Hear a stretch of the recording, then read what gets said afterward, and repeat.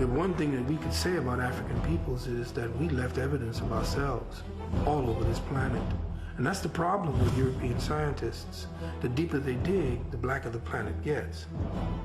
And what we have been made to see now is this infusion of European, I guess, philosophies about what the past was, and no one else on TV is actually giving us evidence of what we were, who we were, but Europeans.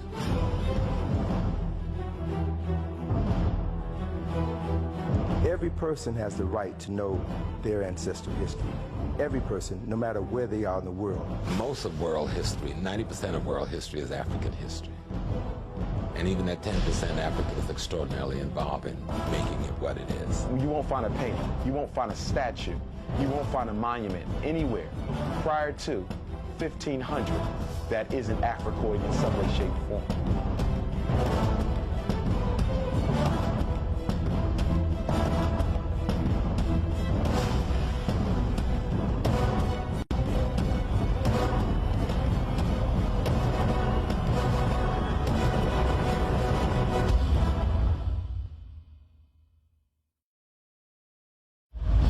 Black folk don't have a problem. White folk got a problem. Black folk problem is that white folk got a problem. The real problem we have is white supremacy. The real problem we have is the perception people have of us.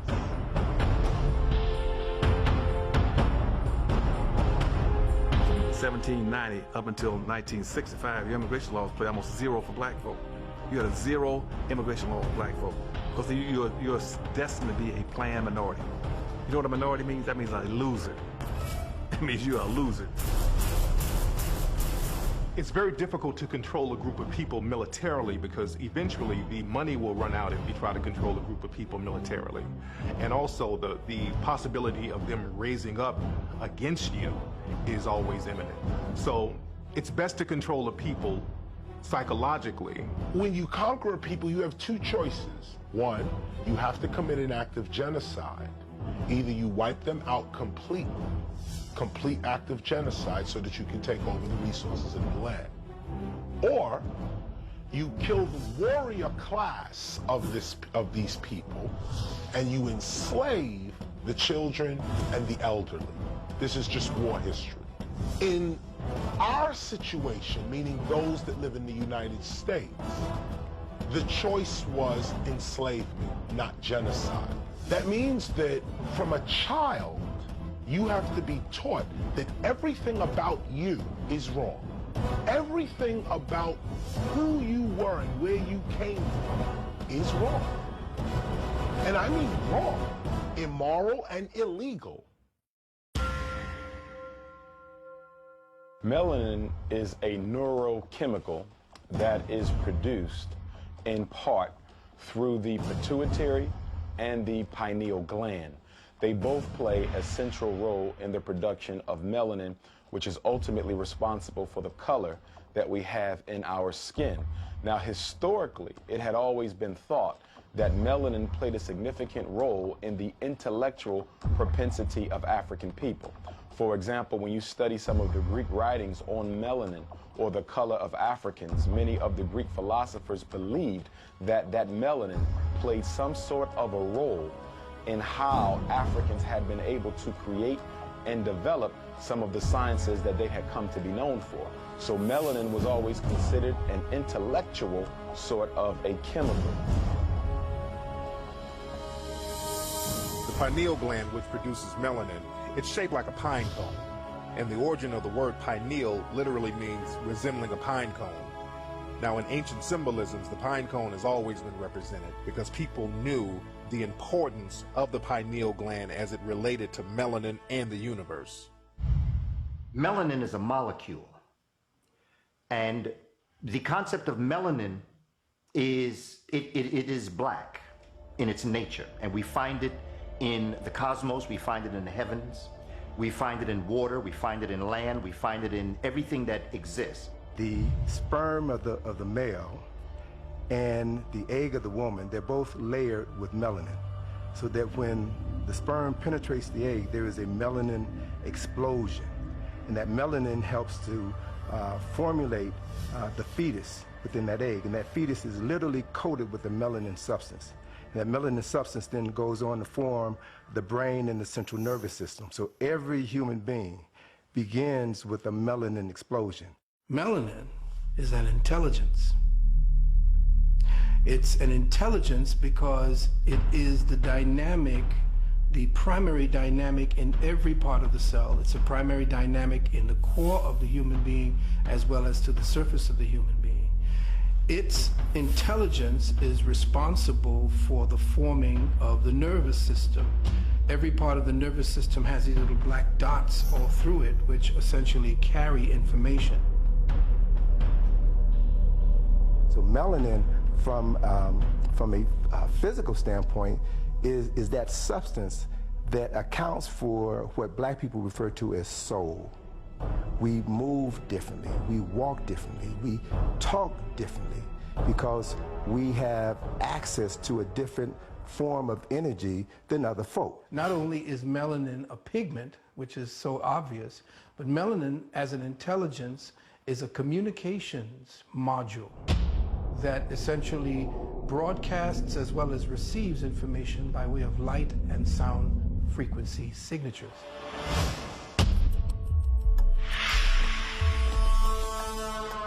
Scholars and scientists have been having conferences about melanin, to my awareness, at least since the 1920s. The pineal glands of most of our white brothers and sisters are calcified, and so they make less melanin. And that comes from the historical relationship to what we call the Permian Ice Age, that 10,000 years of glacial freezing that happened in Europe after the Africans who were the Grimaldi moved up there. And so it became the survival of the fittest. Who was able to adapt could survive. Who wasn't able to adapt died. So those people who were able to get rid of their melanin was able to survive. Those who could not get rid of the melanin, they died. These scientists said that the pineal gland, they refer to the pineal gland as a vestigial organ. That is a calcified gland within the body that served no purpose, as if the creator would create something that you didn't need. And it was only after the Vietnam War, in the late 60s and early 70s, that they began to rewrite their interpretation of the pineal gland. The reason for that was that a large number of African Americans fought and died during the Vietnam War. And whenever a soldier dies, there's an autopsy that's performed before their body is sent back to Dover Air Force Base.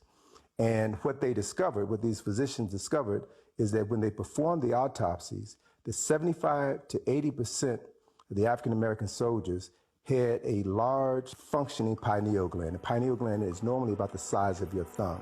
So it was not a vestigial organ in 70 to 80% of African Americans, but it is a calcified organ in 75 to 80% of people with European ancestry. So they began to reevaluate the pineal gland. They began to reevaluate melanin.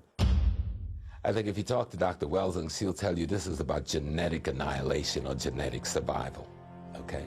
It's about genetics. Who will survive America? Who will survive the world?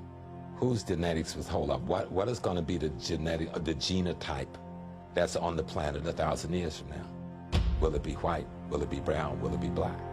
And so you find that the elements of the human family that find themselves suffering from the ecology that we're in, they're struggling to survive and to be able to maintain themselves. All nations, European nations and America, white Americans, are at minus birth rate right now. Not zero birth rate, where they're keeping up with the natural death. They're at minus birth rate. And so that's why there's so much emphasis on artificial birth creation and other ways to have babies and make babies that are beyond the normal.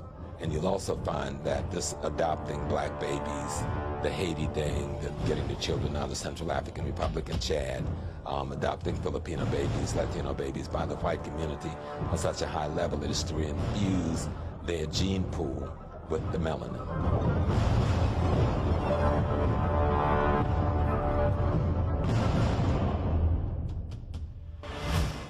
A few years ago, the president of Chad, a man by the name of Idris Deby, he had a group of French charity workers arrested after it was found out that they were kidnapping children from that area.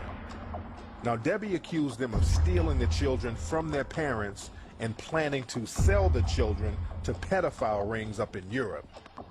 He also accused them of possibly planning to kill the children to sell their organs. Now, this is the president of Chad saying this, and this was a big scandal with the Chadian government and the French government.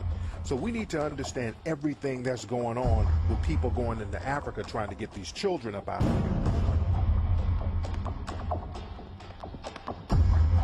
There's a war being waged on melanated people, and melanated people, people of color, should realize that a war is going on. A lot of melanated people do not realize that this war is going on, and this war is going on an educational front. There's a spiritual warfare, there's a medical warfare, there's a prison industrial warfare, and there's an economic warfare being imposed on people of color, especially in America.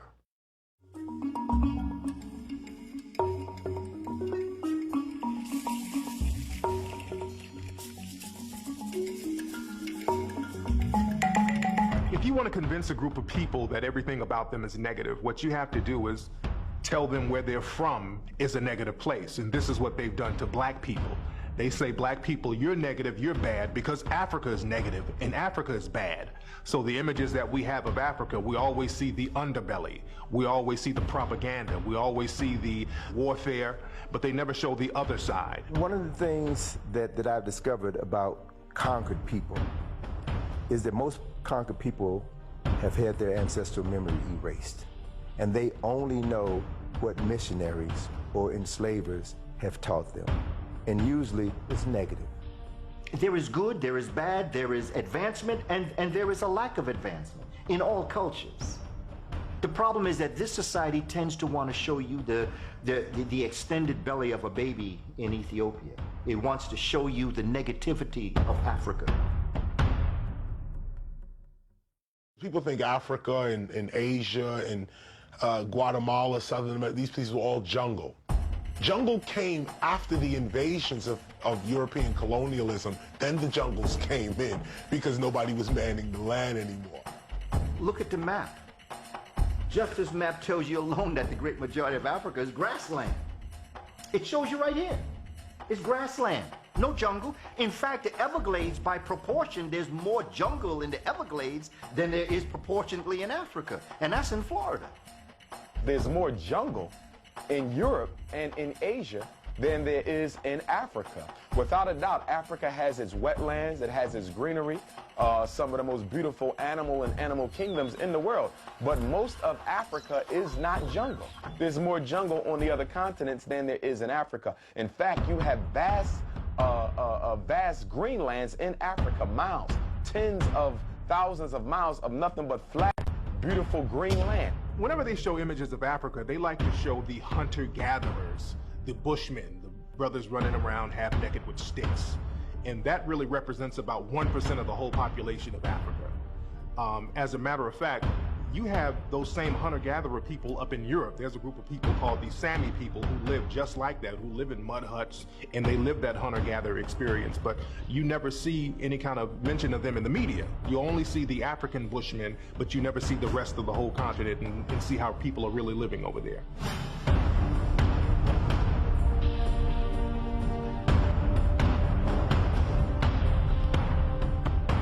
Whenever you look at old Tarzan movies or old cartoons from back in the 1920s and 30s, they would always show the cannibalistic African person dancing around in the jungle with a big pot, putting in missionaries, cooking them and eating them. And that's a major myth about Africa because there is no evidence of any kind of cannibalism going on in Africa. There is no evidence of cannibalism in Africa. In fact, if you read a book called Man-Eater, there's more references to Europeans eating each other in the cold than there is Africans eating each other in the warmth. Why are you going to have a need to eat each other when the Creator and the Son has given you mango and peanuts and food to eat that comes to you plentifully? There's no evidence of it, but again, to denigrate Africa and Africans, they have to create an image that people are going to shy away from. There's so many fallacies about African people and African history and culture, and cannibalism is one example. You know, based on my study, I found more evidence of cannibalism practiced among Europeans in Virginia in the 1600s. There are documented cases of the first settlers coming to Virginia from England, coming here in fall and in the dead of winter, and not having enough supplies to see them through that season. So there's documented instances of people exhuming the bodies of the dead and eating them. There's one particular instance, I forget the gentleman's name, but actually I read this in a National Geographic magazine about a man whose wife died and he kept her death a secret so that he could eat her corpse and survive the winter. The cannibalism was going on in Europe big time. There's a lot of evidence showing the cannibalism that was going on in Europe. As a matter of fact, this whole vampire phenomenon that we have is rooted in the cannibalism that was going on in Europe in the Middle Ages. One of the most famous vampires, Dracula, Count Dracula, is really based on a real person named Vlad Dracula, who's also known as Vlad the Impaler. And there's a very famous portrait of Vlad the Impaler from around 1499, sometime in the 1400s, showing him and these people that he impaled on the stake. But they only show half of this portrait, because when you pan out of this portrait, you will see Vlad the Impaler literally at a dinner table eating the body parts. And I mean, he has like knife, fork, salt and pepper, like he's at Applebee's or Denny's or something. You have to remember at the time, Isabella, or the queen at the time, put a bounty on slaves. And part of the edict that she sent out was anyone or any of the people that you catch who are cannibals, you can enslave them. So now everybody would say, okay, they were cannibals.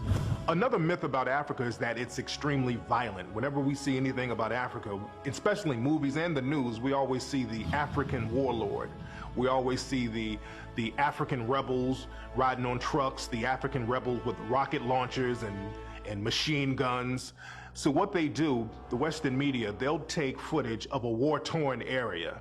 And the footage might even be old. They'll get old footage and show war-torn areas of Africa. They did that with the Coney 2012 propaganda not too long ago. And they'll try to pretend that this is what all of Africa is like.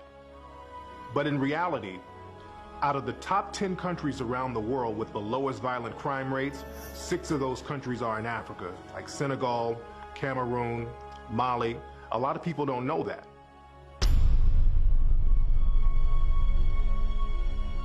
In an attempt for Western powers and European historians to distance Africa from Egypt, because they try to pretend that Egypt and the rest of Africa is totally different.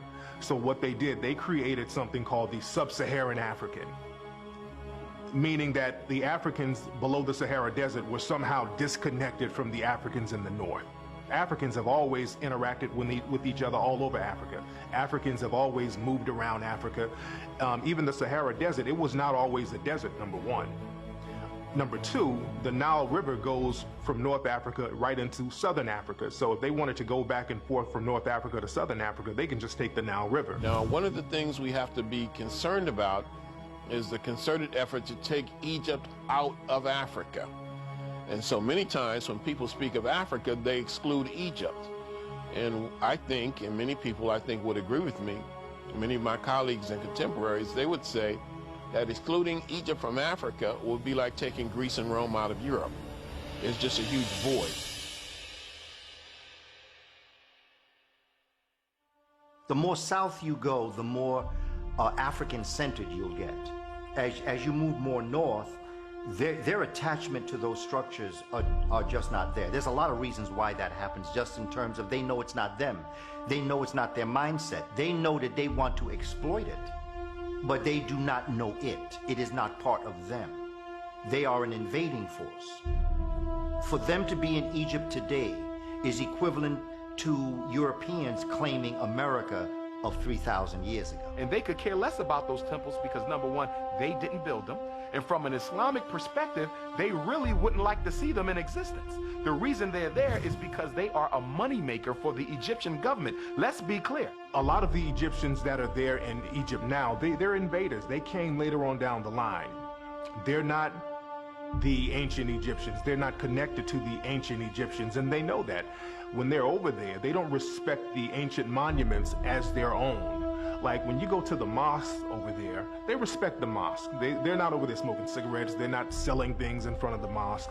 But when you go to the pyramids and you go to the museums, you go to the Sphinx, people, they're out there hustling. They're out there trying to sell you things. They're smoking cigarettes. They're out there running scams. They're running game on you. Right. Can you see this picture? We know this picture? Yes. Well, let me see that. What was that? Hold on. Mr. Obama. That's Barack Obama? Obama was my father. Barack Obama was your father? Yeah, in the Panorama Place.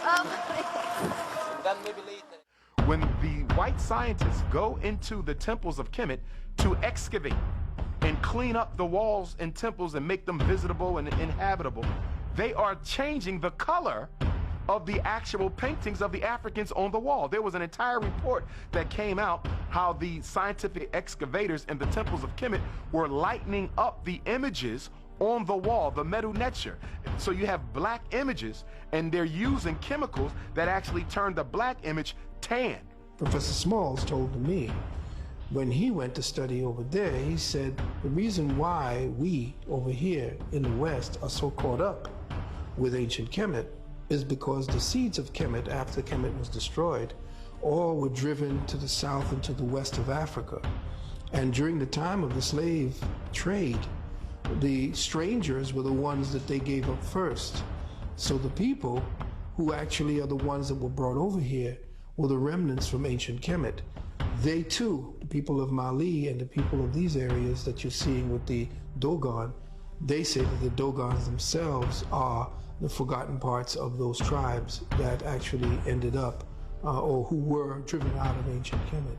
The Dogon were a group of Africans from the West Coast who had in fact been able to achieve a degree of astrological superiority and dominance that we really don't see a contemporary for or precedent for other than what was achieved in Nile Valley civilization. And people began to chase the Dogon to examine them because you couldn't figure out how these so-called primitive Africans would have knowledge of astronomy, particularly the white dwarf star Sirius B, that Western astronomy itself is only coming to grips with.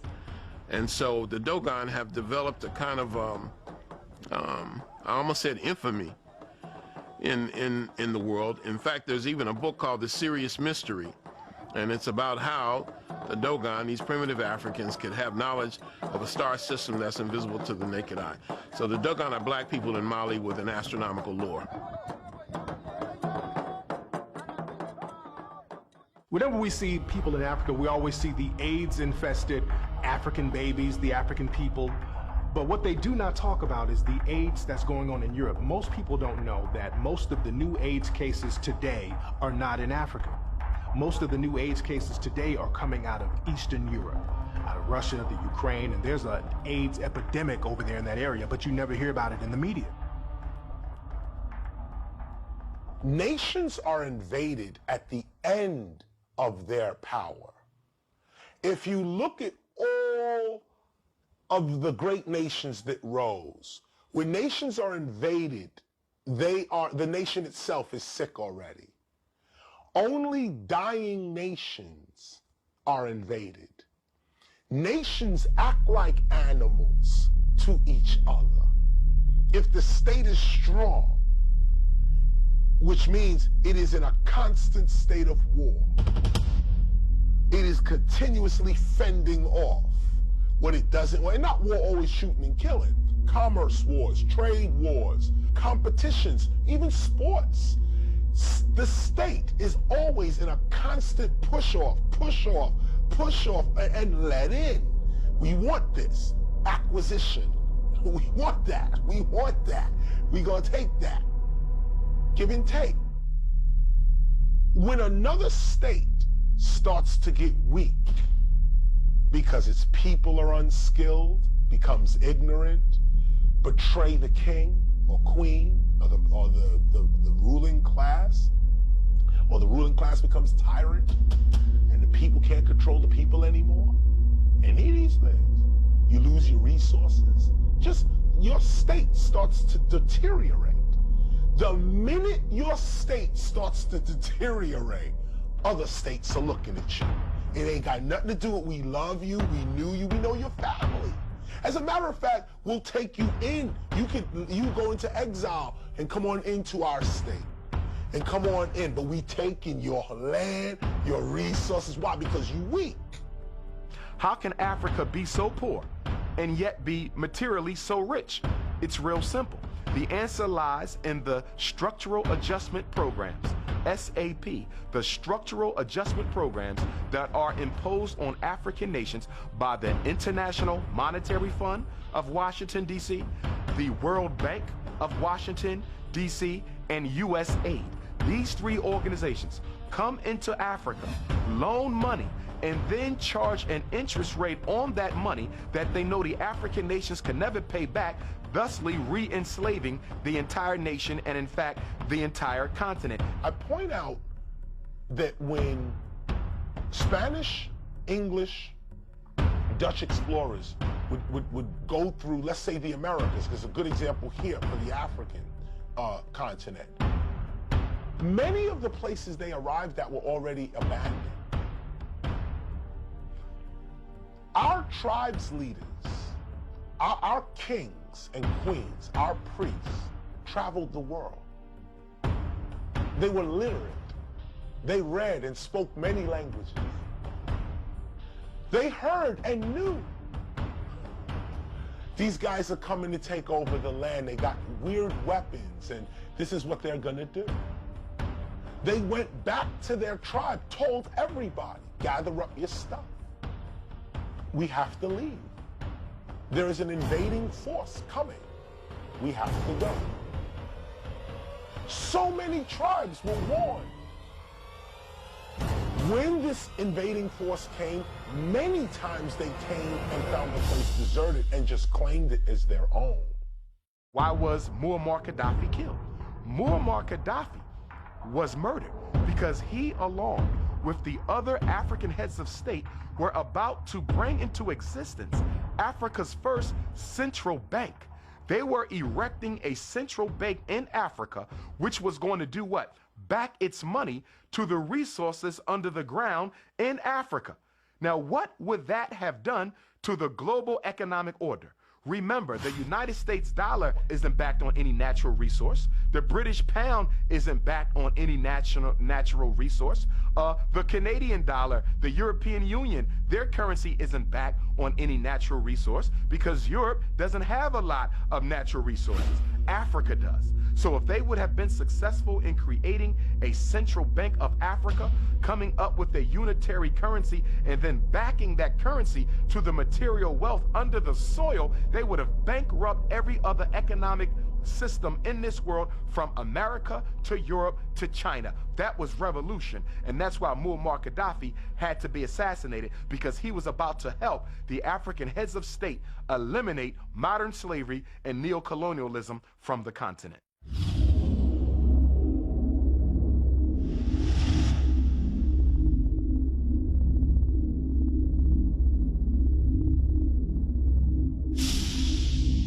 One of the things that you find is that European culture begins to take off after the first civilized Europeans, the Greeks, make contact with Kemet or Egypt. Greeks themselves were not white people, and even today, you any Greek, I was in the military, I was stationed in Athens and Piraeus. We know we're cousins, let's stop playing. We still have black Greeks living in Greece right now to this day, and people pretend they don't know where they came from, but there are black Greek people living in Greece right now. People of Ireland long before, and the people of Scotland long before the Romans came, were already African peoples. Why if you see a picture of a Scottish person, there's always somebody with like this real thick black hair, right? And this real thick black, what do you think they're trying to tell you? You know, they came out with a report a few years ago saying that King Tut shared DNA with men up in Britain. And the thing is, the Egyptians went into Britain, particularly Scotland, later on down the line. As a matter of fact, Scotland is named after an Egyptian princess, Scotia. And many of the descendants of those Egyptians are there to this day, but they're now known as gypsies. And the term gypsy is just a variation of the word Egyptian.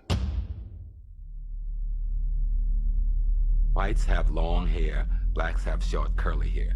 What is the reason for that? Black's hair, your follicle, my follicle, is not round, it's flat, like a ribbon. So you know how Christmas you rub your hand on the ribbon and it curls up? Well, that's the way our hair do. White hair is like a soda straw, it's round, so it hangs. What is the purpose for that? All of the main arteries that take the messages and information from the brain to the rest of the body pass through the human neck. So if you're caught in an ice age, you've got to grow enough hair to shield the neck, to insulate the neck. Otherwise, you're gonna die. Same thing with the nostrils. When you're in the sun of Africa, you need these big nostrils we have because you gotta cool the brain down. But if you're in Europe and all that ice, you don't wanna cool the brain down. So you need a smaller nostril bridge so you can warm the air up that's coming in. These simple physical anthropological realities. The Greeks lost their history, all of it.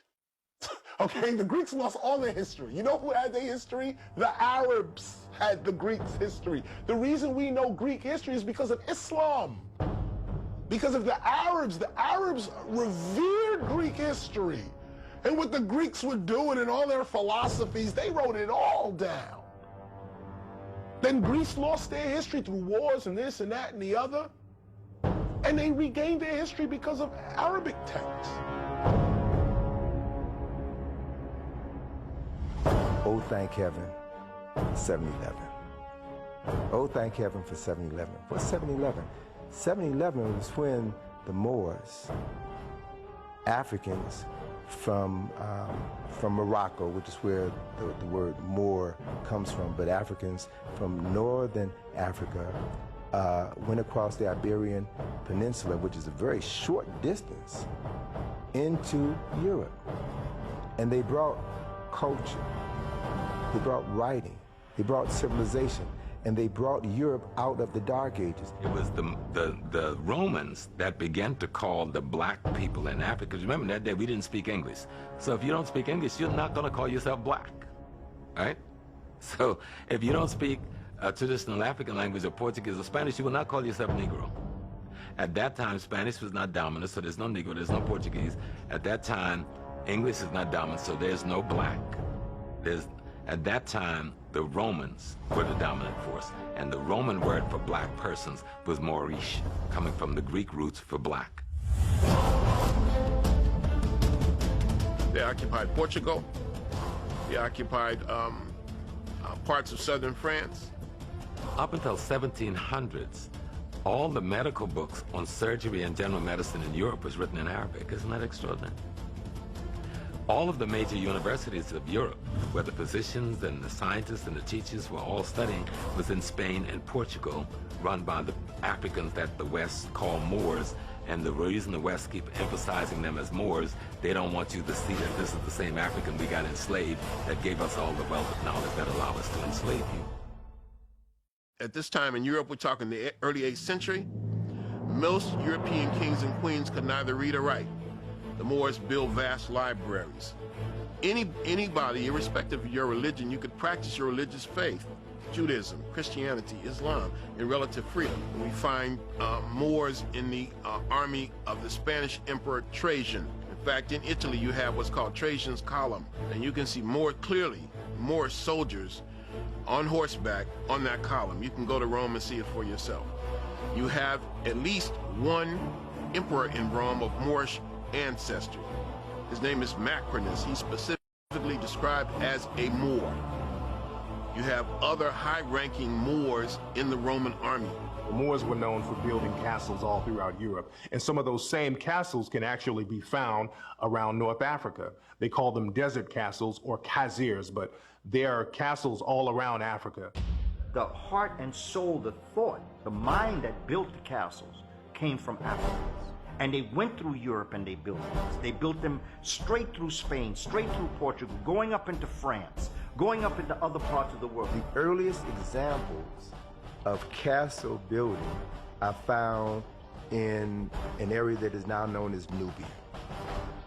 If you were to go to the Nubia Museum in Aswan, Egypt, you'll find a model of a castle complete with a moat, drawbridge, fortifications, all of the architectural elements that we associate with castles in any part of Europe existed in Africa as late as 1800 BC, before there was civilization in Europe. The Moors are described in English literature or European literature as black as pitch, black as a crow, black as a raven, black as ink, nothing white about them but their teeth. The monument that we know is Stonehenge. A European writer by the name of Gerald Massey said in one of his books that Stonehenge was built by an African man named Mauryan. Now, this is from a European writer, because a lot of times when black historians say something like this, it's written off as being Afrocentric.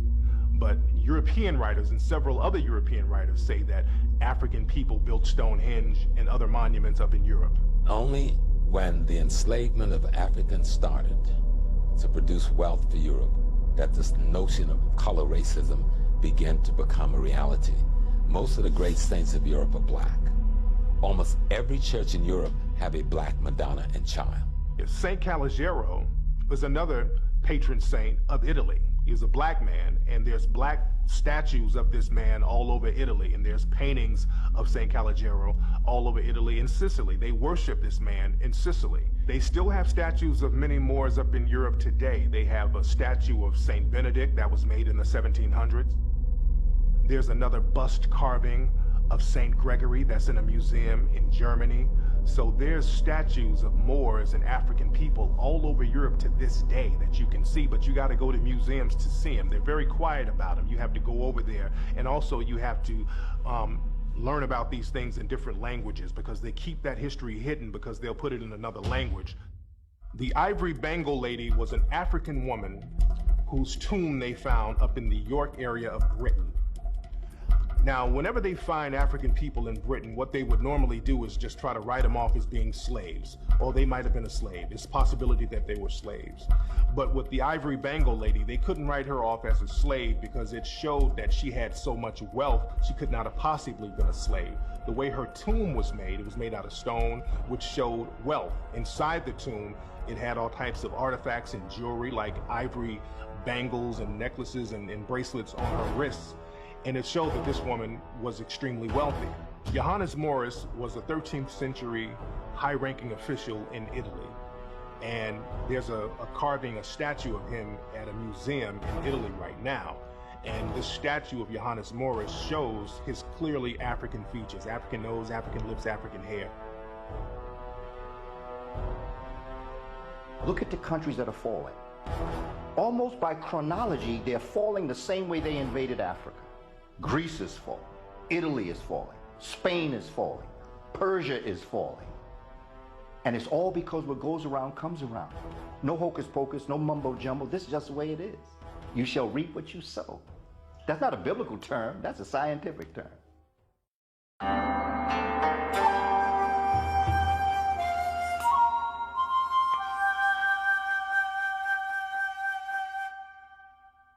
When you read the European philosophers, what did they say?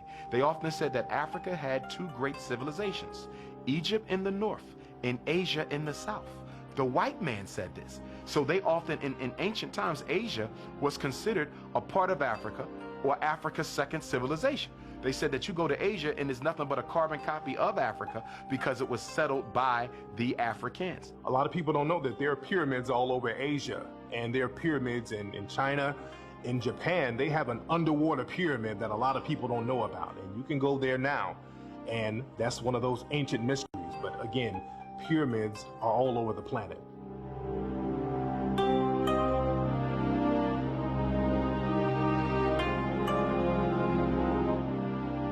So in Asia today, you have pockets of black people. You have the Mani. You have in southern Thailand, you have a related group in northern Malaysia, sometimes called Sakai, S-E-K-A-I. You have the Andaman Islanders, and there are at least two groups. One group is called the Onge, O-N-G-E, or O-N-J-E, I think it's O-N-G-E, and another is called the Jawara, J-A-R-A-W-A. And then you have black populations in the Philippines, sometimes called Negritos or Eta, or I think we should call them Acta, which just means the people. You have a tradition of a similar group in Taiwan. These are the diminutive Africoids. These are the small blacks, similar in many ways to the Twa or so-called pygmies in Central Africa. These are very, very ancient people who left Africa perhaps 60, 70, maybe 100,000 years ago and became isolated.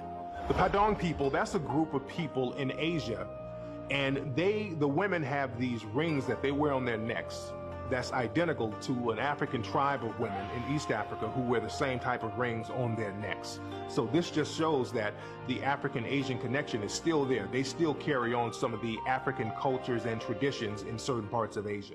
I once had a professor of mine working on my doctorate tell me that she went to Japan and they went into the mountains of Japan. Now, this isn't a conscious woman by most definitions, but she couldn't wait to come back and tell me this. She said, Umar, I was in Japan.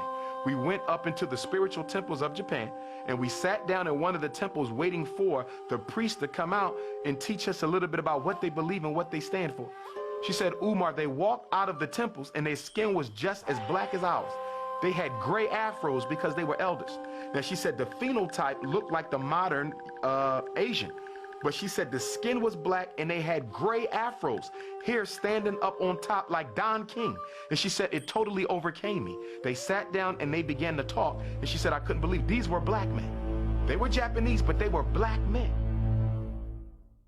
When I went over to Indonesia, I went there at night and I would see billboards of very light-skinned Asian Indonesian people.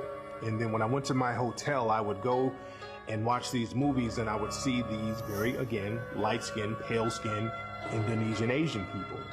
But the next day when I went out into the streets of Indonesia, everybody was either my color or darker. I didn't see one person who looked like these people that were on the billboards and on television. So they would pick and choose and get the whitest looking Asian people to promote in the media over there.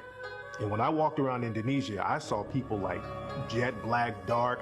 I ran into a couple of people with afros. I saw one Asian brother, full-blooded Asian guy with an afro, and I had to stop him. I said, brother, where are you from? And the brother was like, I'm from here, right here in Indonesia. So that African presence, that African phenotype is still throughout Asia to this day.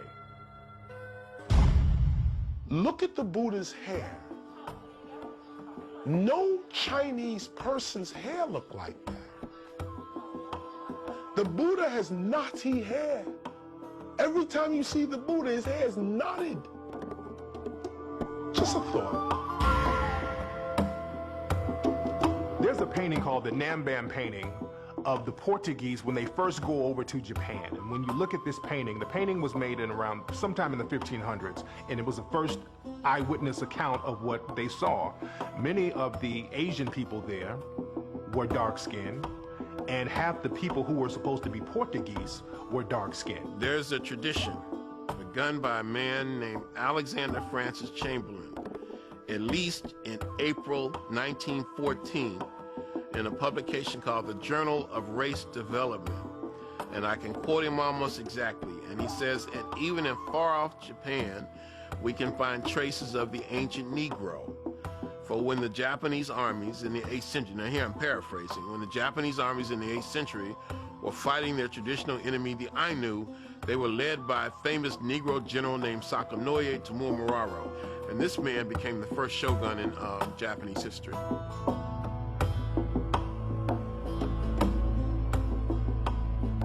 Also in Malaysia, when I went down to Malaysia, I went into the rainforest over there. And it's very difficult to get over to some of these spots. Some of these people there are very secluded. And because they're secluded, they were able to avoid many natural disasters, and they were also able to avoid invasions. So they didn't mix in with some of the invading forces, so they kept their same African phenotype. And if you go to Malaysia, there's a tribe called the Batek tribe, and they look like an African tribe. If you go there, they have woolly hair, African nose, lips, everything about these people looks like an African tribe.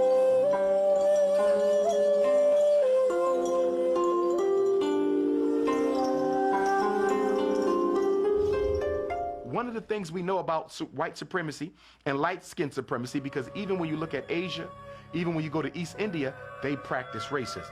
Why? Because all of these places were colonized by the European, and their culture infected the people. So one of the things that they do is they also have a tendency to do what? Hide the darker brother.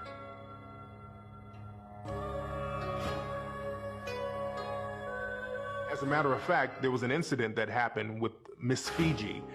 They had the Miss World competition, and they chose this woman to be Miss Fiji. And Miss Fiji has more Europeanized features, and the people of Fiji spoke out against her.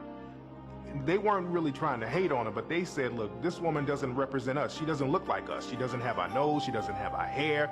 And we're very proud of what we look like, and we want somebody to represent us. Because, again, they were trying to use that Europeanized Miss Fiji to bring in tourism and not scare away tourists. But the people spoke out against her. And this just shows that many people around the world, they're proud of their Africoid features. One of the oldest groups of people to inhabit India were a group of black-skinned people called the Dravidians, or the Untouchables. Now, when people think about the history and the culture of India, they oftentimes think of Mahatma Gandhi. And many people give praises and accolades to Mahatma Gandhi because of Dr. Martin Luther King. But what many people do not know is that Gandhi had very racist views towards black people. The truth behind Mahatma Gandhi. First of all, I'm reluctant to use the word Mahatma. Mahatma means great soul. And many of my Indian colleagues would say he wasn't even an ordinary soul, much less a great soul. The late, great Dr. Martin Luther King Jr. put that picture of Mahatma Gandhi up in his office and said that he got the operational technique for nonviolence from Mahatma Gandhi. It was somewhat premature for the ancestor, who's one of my favorites, but it was premature because now you automatically set the stage where African people would start looking to Mahatma Gandhi also. For example, last spring, last Black History Month, I was in Atlanta. I went to the Dr. Martin Luther King Shrine where he and Queen Mother Coretta are buried, and across the street is a museum. Outside the museum is a life-size statue of Mahatma Gandhi. I couldn't believe it. This is a museum dedicated to the honor of Dr. King. But there's no statue of Dr. King outside of a museum erected in his honor. Instead, you have a life-size statue of Mahatma Gandhi. So the message to the child is what? That it was really Mahatma Gandhi who's responsible for you coming through the civil rights struggle, not Dr. King. Now, had Dr. King knew Mahatma Gandhi's true racist thinking and ideology, I'm sure he would have thought otherwise. As a psychologist, you can never know what's really at the root of somebody's thinking. I would argue that we should never make a hero of any other people. Mahatma Gandhi turned his back on Africans. Even when he came back to India and began fighting, he refused to give support to the African emancipation movements. And on more than one occasion, he had made derogatory remarks about Africans. And we also know the Dravidians of India, the Africans of India who are oppressed, were oppressed, and have always been oppressed in India. There is no record anywhere of Mahatma Gandhi fighting against the oppression of Indians in India who were black, the so-called Dravidians. Why didn't he speak out for them? Why didn't he speak out for Africans who were fighting against colonialism? Why didn't Mahatma Gandhi help our brothers and sisters in South Africa? It's because he was a racist like the rest of them.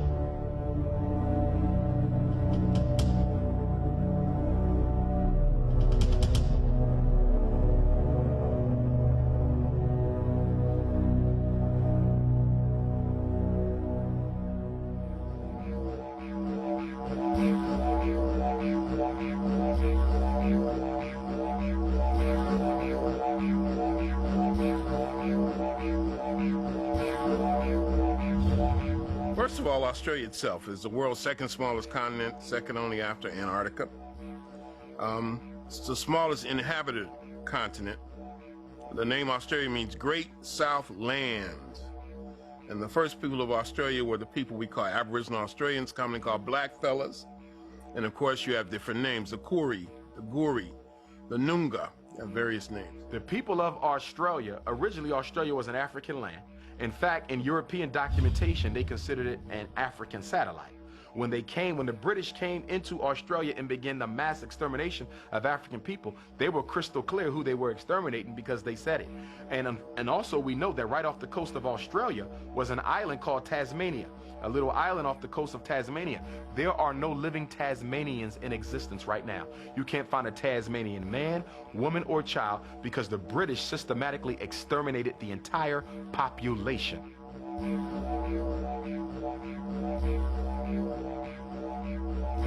It wasn't until January 1967 that Aboriginal people in Australia were considered humans for the first time.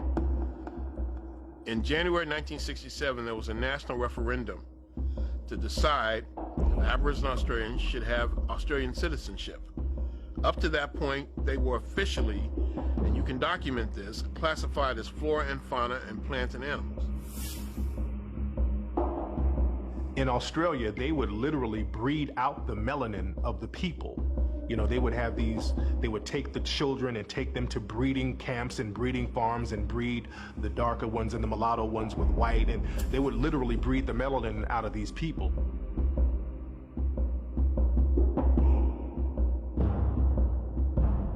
The movie Rabbit Proof Fence is about that breeding process, them breeding out the melanin of the Aboriginal people. So it was very deep what was going on over there.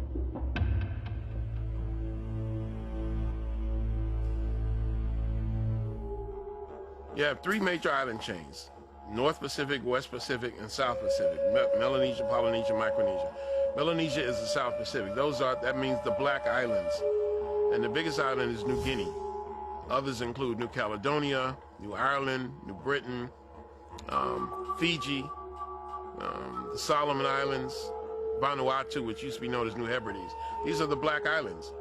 And the people that I've encountered in this part of the world tend to say they come from Africa.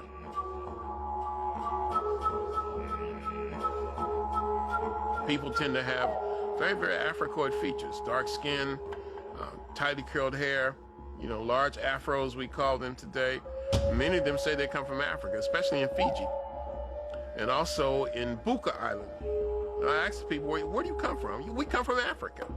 And they're very matter-of-fact about it. Buka, B-U-K, means black skin. And they have the reputation of being the blackest human beings on earth. So quite naturally, that was where I wanted to lay my head.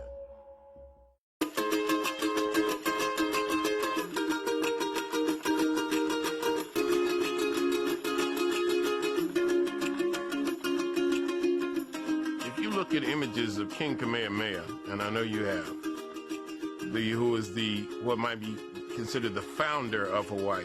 It's like the founding father of Hawaii. Clearly Africa.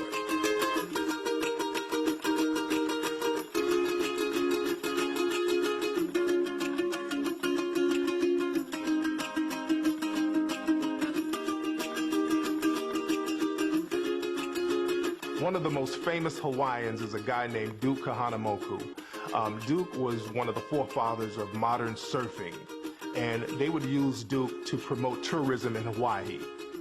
They would send Duke to the continental United States to promote swimming in Hawaii and surfing, and Duke had problems getting into swimming areas when he came to the continental U.S. because people thought that he was black because he was so dark. And many of the native Hawaiians, they have that dark African phenotype. If you go to places like Maui and some of the remote areas of Hawaii, they look like black people, just like Samoans. You go to Samoa, they look like black people over here in America.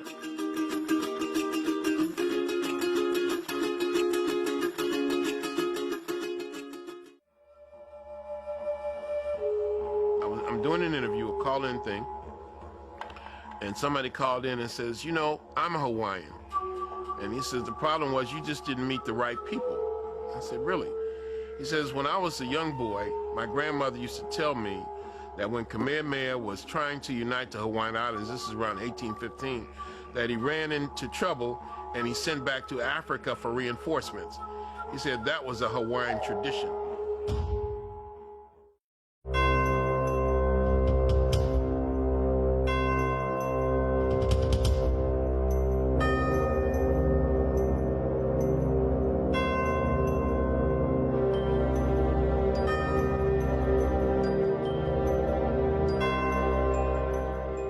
African people, they've been coming to the Americas for years, thousands of years before Europeans. And this is why many Europeans knew how to get over to the Americas based on maps that African people left for centuries.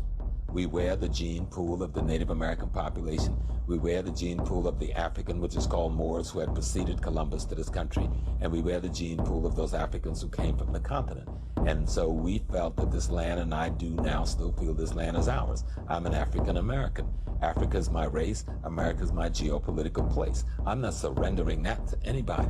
One of the things we know is there are Europeans who wrote books about the African presence in America before Columbus, but it's difficult to actually get your hands on some of the copies of these books. They're real hard to find because it wasn't popular for white folk or black folk, but especially white scientists, to say that African folk, that Moorish people were in America prior to the European coming here.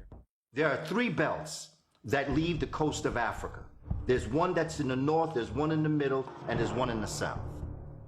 When you look at this middle one literally will take you right into the Gulf of Mexico, even if you didn't have power boat.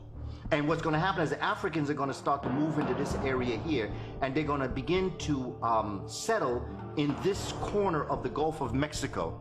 They're going to develop, according to what our research shows, 3 major cities: Tres Zapotes, San Lorenzo, okay, and La Venta.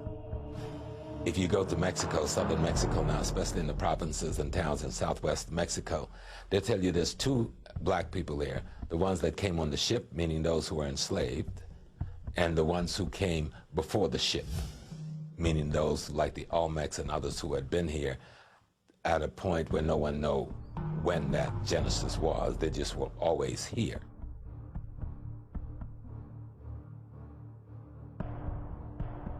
The Olmec problem was that European scientists, after finding it, it was found by a little farmer who was clearing the land for him to grow some maize and grow his corn.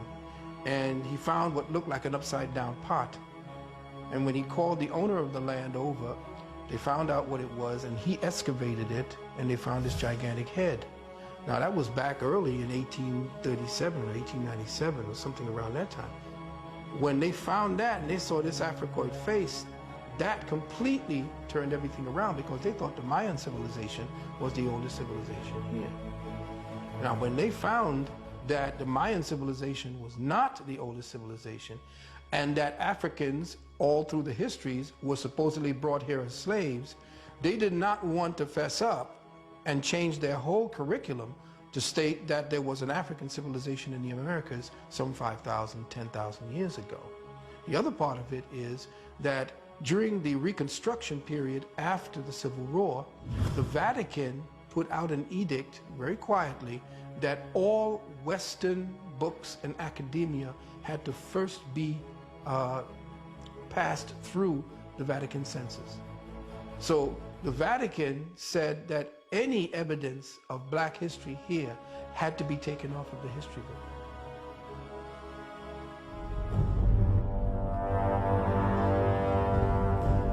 This man, Coe, who essentially became the top man that you went to see about Mesoamerican civilization, he worked for the CIA. When I was down there in Mexico, I saw one Olmec statue. It was very interesting to me. It had the face of an African person, and the name of the statue was actually called Monkey Looking in the Sky. And what they would do, they would try to pretend that a lot of these statues were actually animals. Like the Olmec heads, they would try to say that they were jaguars or they were aliens from outer space. The European archaeologists would try to make up anything to say that they were not black. But this one statue called Monkey Looking in the Sky is clearly not a monkey, because first of all, monkeys don't have full lips, and it looks like a person. It is a person. And this just goes to show the depths that these archaeologists will go to deny the African history. One of the earliest groups that I can find archaeologically would be the Folsom people, F-O-L-S-O-M. That's why you go out, you look at your map, you find various areas that we call the Folsom areas, Folsom, Arizona, Folsom, Nevada. You go out in New Mexico, find Folsom Prison. And you find one, and one of the biggest archaeological and oldest digs in America is called the Folsom Archaeological Findings out there, where they found all these African artifacts in the ground. And that was 16,000 years ago. 6,000 years ago, Asians began to migrate across the Bering Straits into the United States, and they came into the United States across the Bering Straits into Canada, then down to the northern part of the United States, and down into the southern part, and they interbred and met and interbred with blacks, those Folsom people. And otherwise, that's why American Indians never had slant eyes and were never yellow skinned. They became round-eyed and brown skin and red skin. All over the country of Costa Rica, you have these little African-like statues just all over the place. And when you go to the museums, you see these African artifacts, African-style gold, a lot of monuments and artifacts that resemble monuments and artifacts from West Africa. You have one part of the Mississippi River go one way, the other part goes the other way. In the Y of that split, you have a place that Native Americans call Cahokia. Today it's called Collinsville, Illinois. It's near St. Louis. This is where you have the largest pyramid in the Northern Hemisphere. It's called Monk's Mound.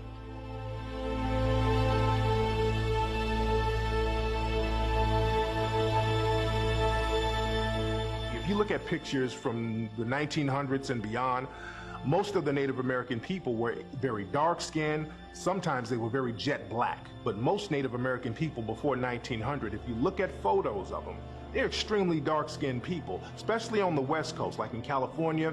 The California Indians were very dark-skinned. The Indians that were around the Minnesota and Milwaukee area that we know as Milwaukee and Minnesota now, they were very dark-skinned people. The Native Americans on the East Coast were very dark-skinned people.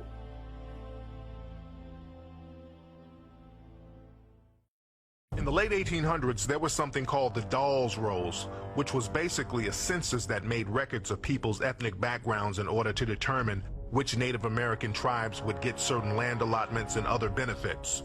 After slavery, many black people were associated with some of these tribes by bloodline, through marriage, through adoption, and even servitude. And because they were associated with these tribes, many black people were entitled to some of these benefits. The government did not want blacks to get these benefits, so they created a separate freedmen's list specifically for black people. They also started to list any full-blooded Native American who had African features as black because they didn't want them getting those benefits either. At the same time, they allowed white citizens to come in and pay money under the table to be listed as part Native American. 1895 and 1896, when a lot of the whites found out the benefits that these blacks are going to be entitled to, a lot of whites went to the Dawes Commission and say, look, why don't you put my name on there? They said, but you're not an Indian. So that's what they said, well, I'll give you $5.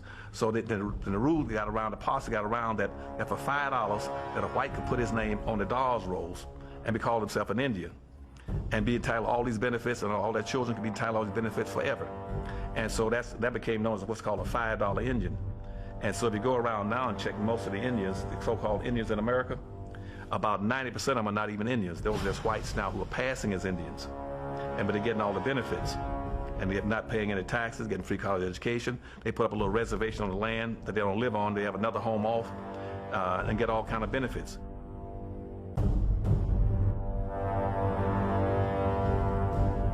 Iron Eyes Cody was another famous Native American person. He was in the media for years.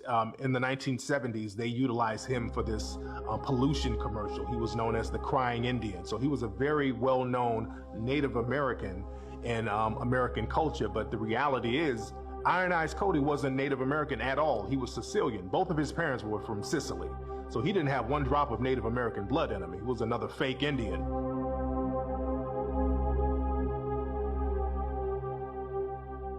First authorized paintings from the Americas was of these 3 African men who were the leaders of a maroon colony down in Central America. And these men, the legend is that they were enslaved Africans who escaped, and they were shipwrecked, and they formed a maroon colony down in Central America, and they became leaders of the Native American tribes down in Central America. And this painting of these 3 African men, it's at a museum in Madrid, Spain today.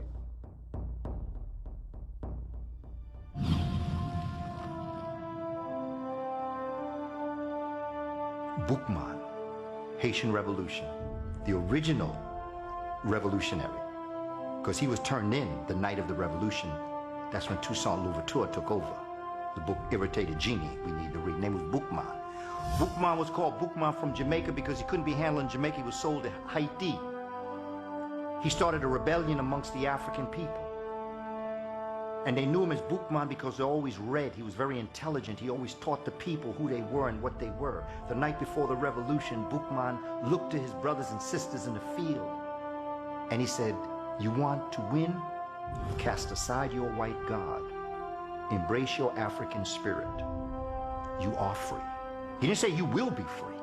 He didn't say you can be free. He didn't say you could be free. He said, cast aside your white God. You are free. Had it not been for the Haitian Revolution, America would be 50% of its current size, if not more. The Louisiana Purchase doubled America's size, and there would have never been a Louisiana Purchase if there had never been a Boukman Dada, Jean-Jacques Dessalines, and Toussaint Louverture, because it was their victory over Napoleon's army that bankrupted the banks of France and forced them to sell its shares of land in America to this country. Toussaint Louverture gave millions of dollars to a man named Stephen Girard. He was a European sea captain. And Toussaint Louverture gave him this money to get arms because they were going to set up a colony in Africa to fight slavery. And when Toussaint Louverture went to prison, Stephen Girard would not return the money to Toussaint Louverture and his descendants and his family. So Stephen Girard took the money, the millions of dollars that he got from Toussaint Louverture, came to America, started Girard College, and he really became the first American millionaire.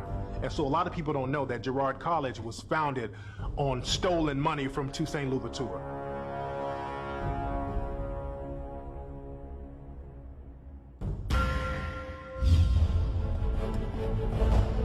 Down in Peru, they found a mummified body of a Peruvian girl who was sacrificed about 500 years ago.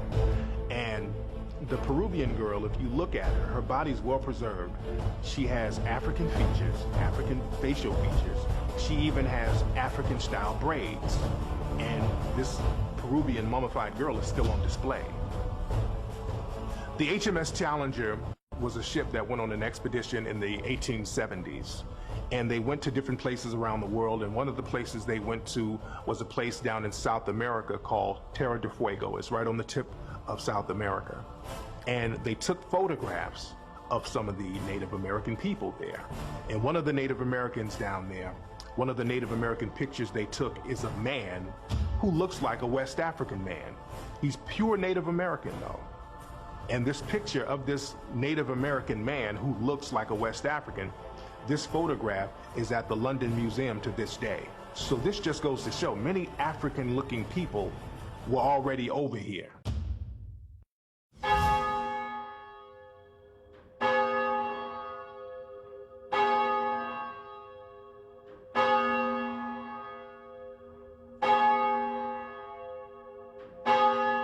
Remember, when they attacked Africa, they did not attack Africa physically.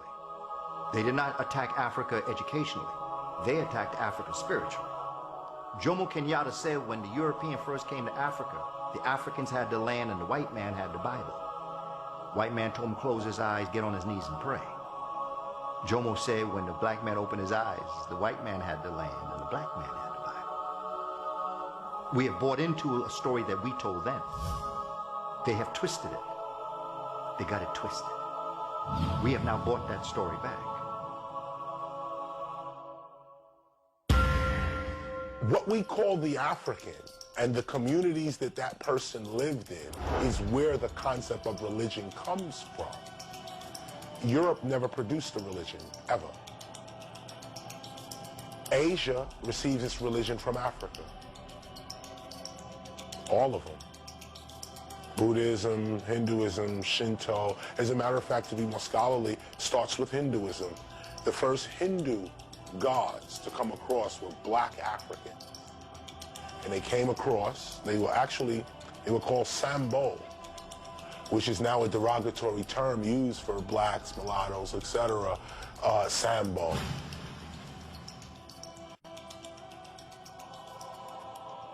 I said, Judaism, Christianity, and Islam are merely fragments from the periphery of the African spiritual system that you call voodoo. People said, you can't even go there with that.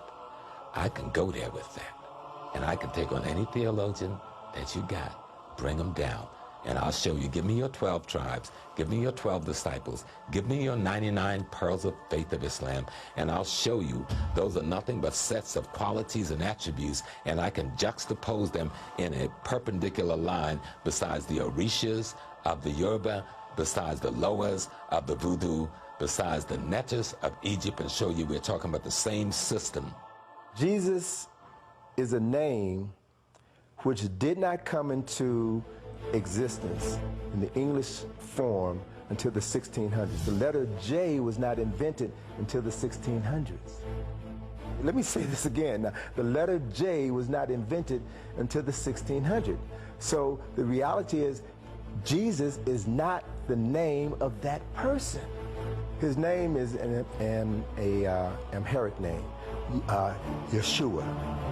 1482, Leonardo da Vinci was commissioned to paint a painting of Christ and the 12 disciples. This was 1482, 10 years before Columbus set sail, because that painting would be the greatest weapon used in colonialism, and still is right now, because many black people around the world still have that original Last Supper. And so when Leonardo was asked to paint that picture, he got his uncle to actually sit in, and this is an historic record. He got his uncle to sit in and pose as Christ, and he got 12 criminals from a local jail who happened to be available to sit in as the 12 disciples.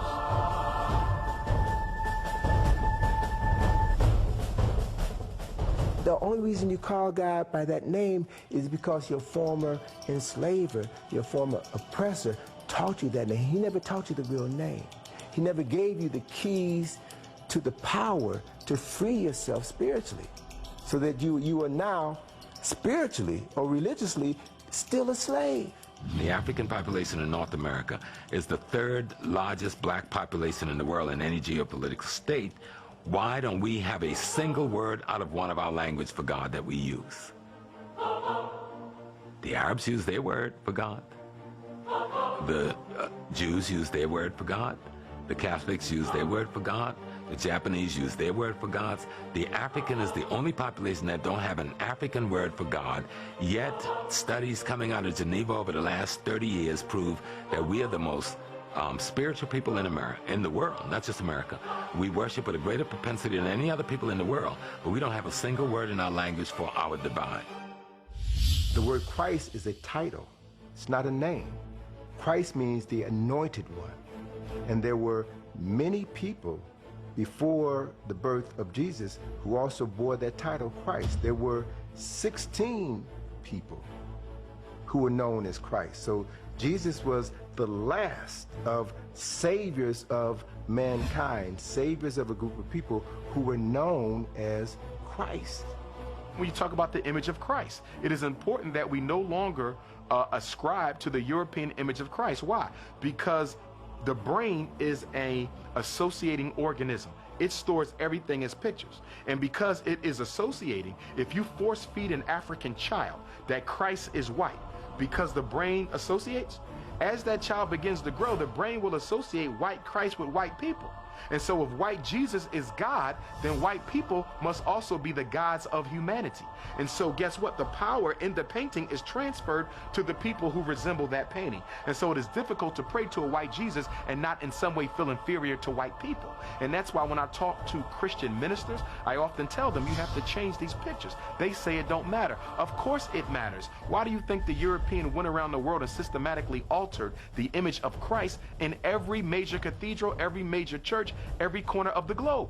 Because it is difficult to oppress a people whose image of the God doesn't look like the oppressor. But when God and the oppressor look one in the same, then the people will come to believe that the oppression was ordained by God. What we find is that in this story that came out of Kemet, after Set reconstituted the body of her husband Asar, the spirit of Asar came and impregnated his virgin wife, Aset. And then 9 months later, the virgin Aset gave birth to her son, Heru. And Heru was born 4,000 years ago on December the 25th.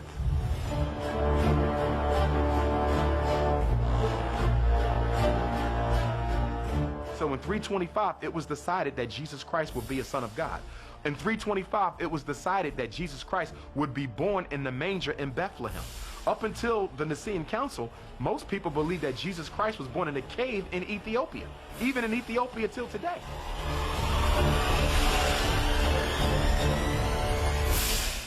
Christmas was not celebrated in December 25th for hundreds of years. It was celebrated in August. They moved it to December 25th because that's the Egyptian celebration of the birth of the son of the sun. Talking about Heru and Asar.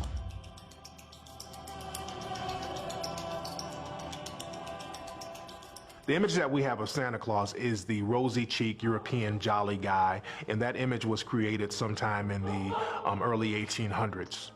But the real Santa Claus was a man by the name of St. Nicholas. And when I do research about St. Nicholas, the real St. Nicholas, the further back I go, the blacker St. Nicholas gets. And when you look at pictures and portraits of St. Nicholas in museums in Europe, St. Nicholas is totally black. And there's a museum in Italy that has an old painting of St. Nicholas, and he has like dark skin, woolly hair. So people have to realize that the Santa Claus that we know and love today is based on a black saint from Europe.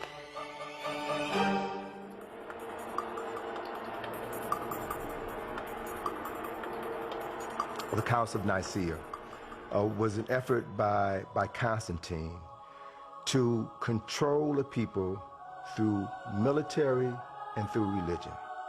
Whoever can control your concept of God has a weapon more powerful than any physical weapon, than any sword, any gun, any atomic weapon. Whoever controls how you relate to the unseen presence of God will not only control you, but can control your children and your children's children. So it was at the Council of Nicaea that the Constantine, this emperor, needed to find a way to consolidate his power, because the people that he conquered in various parts of the world had different religions, different ideologies. And it was at Nicaea where he brought together these theologians, these scholars, if you will, to hammer out one uniform theology that everyone would follow. And if Constantine could convince people to take Jesus as God on earth and change that he was a human being, then they could take over the control of the Catholic Church and make one. So they invited, and one of the priests was an African known as Arius, Bishop Arius. There's a book called Blacks Who Died for Jesus by Mark Hyman. Gives the story of Arius. Arius now gets word that Constantine knows Arius is coming to dispute this. Because he's saying, how are you going to tell people this? Nobody's going to believe that story. That Immaculate Conception, come on, we know that's written on the walls of Egypt. That's a mythology, that's an analogy. You're not supposed to believe that story. That's a nice story to live by, that each and every one of us has Jesus within us and every birth is an Immaculate Conception. But there wasn't no one boy born as the Son of God to freak. Come on, you can't. Constantine said, look, come on over here, Nicaea, I'm going to talk to you. He found out that he was going to be assassinated. So he fled into Europe with his followers. Arius and his followers became known as the Aryans. Wouldn't Hitler have a heart attack if he knew who the real Aryans were? They were a bunch of black folk. Everybody who was worshiping Isis and dealing with mostly a Kemetic religious philosophy, they said, we can't do this. This is ridiculous. This reminds me, there's no man called Jesus Christ. We ain't never heard of him. Well, Jesus Christ will take Jesus, which was the sun god in the West, and we'll take Christos, which was the sun god in the East, and we'll put them together. We'll have a name.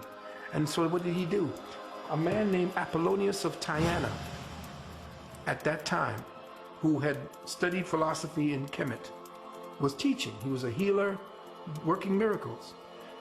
He was a hero at that time. So he became the template for Jesus Christ.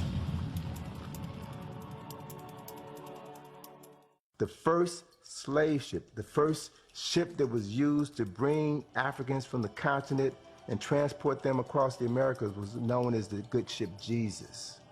And as Alex Haley said when he did his research for Roots, he said that traditionally, when Africans were loaded on the slave ships, the captain in his log would see to it that the first two people loaded aboard those slave ships were a man and a woman, and they were recorded in the ship's log as Adam and Eve.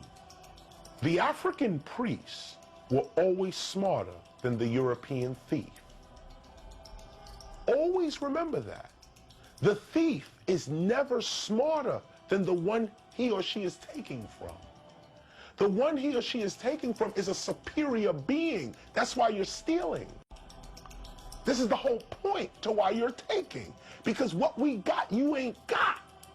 And in the case of King James, I believe it was 1604 when he initiated, 1604, 1609, when he commissioned a group of 50 men to pull together all of the references, all of the biblical references in existence.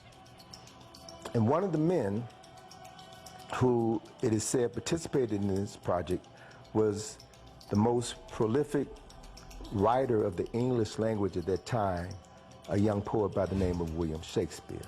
William Shakespeare did work on that project, but as with many religious works that were commissioned during that era, none of the authors were allowed to put their signatures on their works. So artists, being the creative people that they are, found creative ways of putting their signatures. In Psalms 46, verse 3, and Psalms 46, verse 9. The 46th word from the beginning of Psalms 46 is the word shake. The 46th word from the end of Psalms 46, 9 is the word spear, Shakespeare's name. Now, if you look at other versions of the Bible, not the King James Version, but other versions of the Bible, you won't find that same correlation, only in the King James Version. We are so far removed from the reality of our African spirituality. And until we cast aside that white God, we can't be free.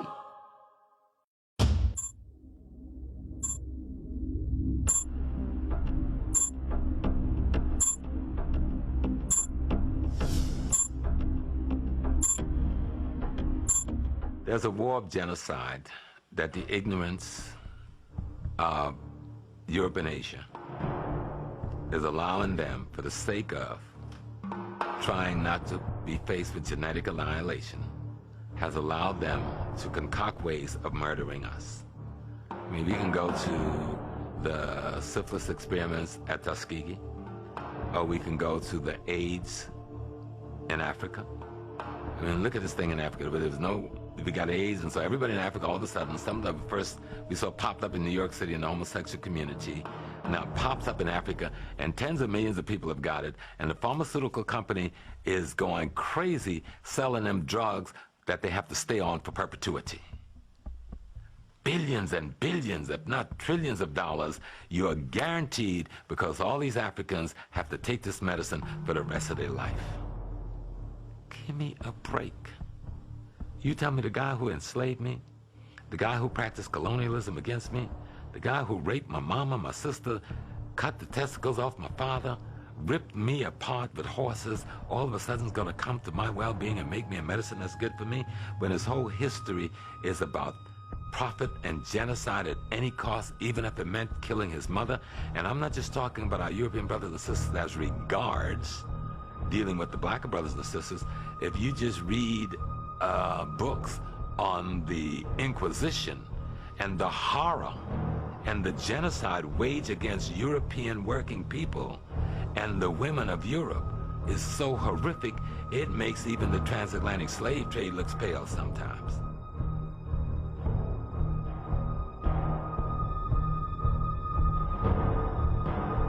The whole AIDS hoax has been about us getting to take the medication. There's no HIV that creates AIDS. They found that the HIV is a very innocuous, very benign so-called virus and doesn't cause anything. What does cause AIDS is drugs, the taking of medications. And what created the AIDS condition in the homosexual community that came what is known as GRID, gay-related immunodeficiency, were these poppers, amyl nitrate and butyl nitrate, these things that were used for the heart to dilate the muscles. Well, the homosexual community, the one who created it into these little popping things, when you broke the seal, it made a pop, so they call them poppers. It was the inhalation of these things that began to bring down the so-called immune system of the homosexuals, and they began to have this immunodeficiency based upon overuse of this. Why did they use these poppers? Because when they used these poppers and they inhaled it, not only did they get the rush, but the anus began to dilate and relax. So the homosexuals were using this left and right. Thousands are being sold here in New York. And when they found that, they did not put in that poppers were the ones, and that drugs and these poisonous medications were creating the conditions called AIDS. They took the opportunity to ride the HIV/AIDS connection because they knew the money that would be made and that they could recruit people into believing that a heinous disease had attacked everybody. And where did it come from? Africa. It's always wise to study your enemy. If you're going to defeat someone, you must know their strengths and their weaknesses. People have been utilizing Africans to heal themselves for centuries. And people have been going to African shamans, African witch doctors to find cures for themselves, that Eastern medicine. So people have been going to African people to cure themselves for years. The doctor that's given credit for a lot of the internal examinations that women go through, those instruments were first tested on women who were enslaved. And I can only imagine, well, I can't even imagine. A woman could imagine. But the kind of pain that that woman was put through to test those particular iron, steel objects that would go up through their bodies. In the United States, what they would do with slave children, and this has been well documented, to cure rheumatism and to cure gout and to cure arthritis, they would place their feet on top of a slave child and just keep their feet there for hours, thinking that the child, the melanin, would draw out whatever sickness the slave masters would have. Well, we know that a lot of things have happened in our hospitals. We know that experiments was used on our people in almost every city hospital in America. Henrietta Lacks was a sister who lived in Baltimore and who had cervical cancer, and ultimately died of cervical cancer. And the doctors harvested some of her cells, and what they discovered in performing tests on her cells were that her cells were immune to specific diseases, specific cancers. So there was a quality in her cells that was resistant to disease, and they began to develop a host of vaccines and treatment modalities using the cells of this black woman, and they never told her family that they had harvested her cells, that they had made millions of dollars, tens of millions of dollars. Henrietta Lacks' own DNA and her cells are all over the world right now because they were so prolific they just kept on multiplying. That was an indication of the fact that as African peoples, we hold the genetics for eternal youth.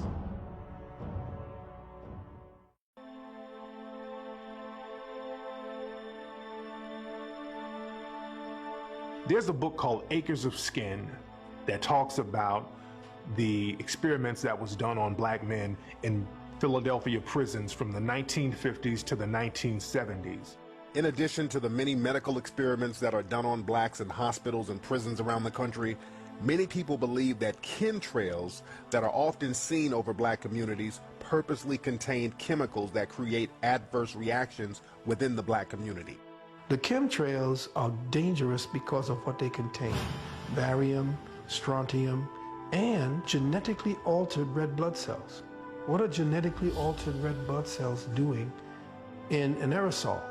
If you go to Harvard They have a place on the campus, one of the tallest buildings on Harvard University. It's called the Herbarium. The Herbarium.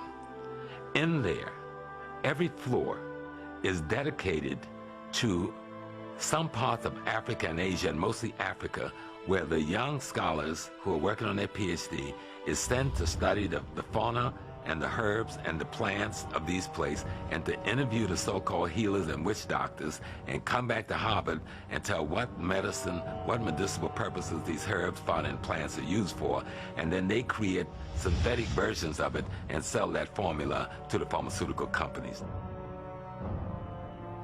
There's a drug epidemic in a neighborhood, and the hospital is quiet. Forget law enforcement for a minute. The hospital, this is the center of the community's health, and the hospital is quiet. So we're in a situation where the institutions by which we live are conspiring against us. There's no such thing as an institution that is standing with its lights on and people going in and out of the institution, and you're still not receiving the service of the institution.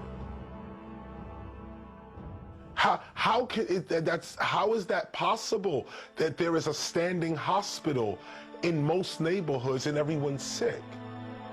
How is it possible that there is a police department in every neighborhood, several, and crime is still what it is? How is it possible that there is a public school and people are dumber? I argue conspiracy.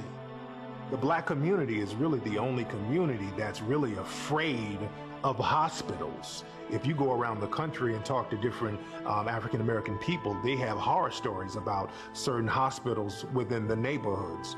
Out here in Los Angeles, you have a hospital called King Drew Medical Center. Well, it was closed down, but they had a hospital called the King Drew Medical Center. And if you ask any black person in Los Angeles, they say, well, that's Killer King Hospital. It was known for people going in there for minor ailments and not coming out.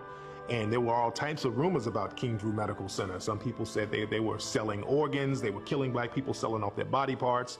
There was a story in the LA Times talking about how people were so afraid to go to the King Drew Medical Center that if they got injured, they would run from the ambulance if they knew the ambulance was going to take them to the King Drew Medical Center. So that type of reputation has been going on in the black community for years about certain hospitals in the area. It is very difficult to use black people to experiment and find out cures because of melanin. That's why, experimentally, doctors and Europeans use white mice. They use albinoid mice because the outcome after you go into a white mouse is what's going to happen to a white person. If you use brown and black mice, the outcome is not going to be for white people because a black and brown mice is a melanated mouse. A white mouse is an albinoid. That's why they got pink eyes. Melanin is an alkaloid. The chemical structure of melanin is an alkaloid, and it is similar to the chemical structure of other alkaloids, which are heroin, cocaine, and marijuana.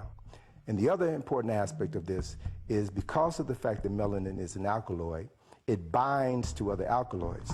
So black folk who smoke crack or do cocaine, heroin, or marijuana are inclined to get higher faster and have a more intense high because of the alkaloid in the melanin binds to the alkaloid in that drug, which consequently means that people of African ancestry are going to become addicted faster and have a more difficult time trying to kick those drugs. It wasn't just crack cocaine that came into the black and Latino areas. It was a way of life that came into the areas that replaced another way of life. Let me go back a little bit. Just before the crack cocaine way of life, you had the cocaine way of life.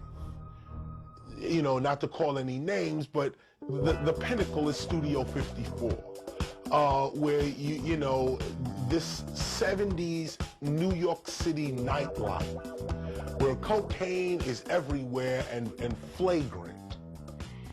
In rap music, in early MC and DJing, you get MCs on the mic saying cocaine, cocaine. Somebody say blow, blow.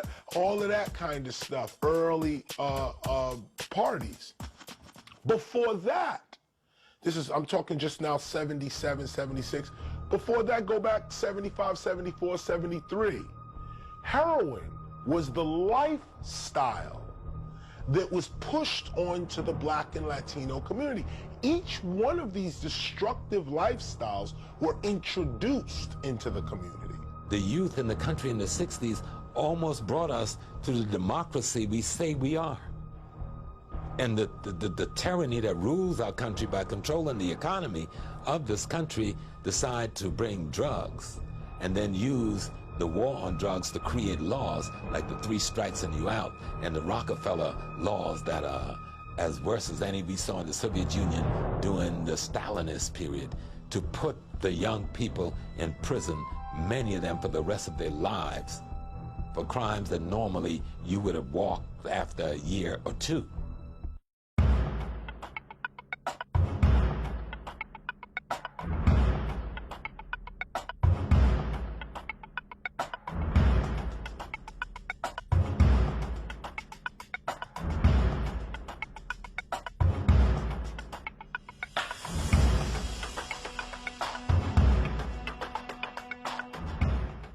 The 13th Amendment reads, slavery is abolished except when you are found guilty of a crime and go to jail.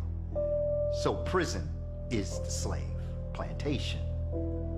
And look at all the things that are denied you in jail is the same things that were denied Africans on the plantation. Slavery still is very much alive.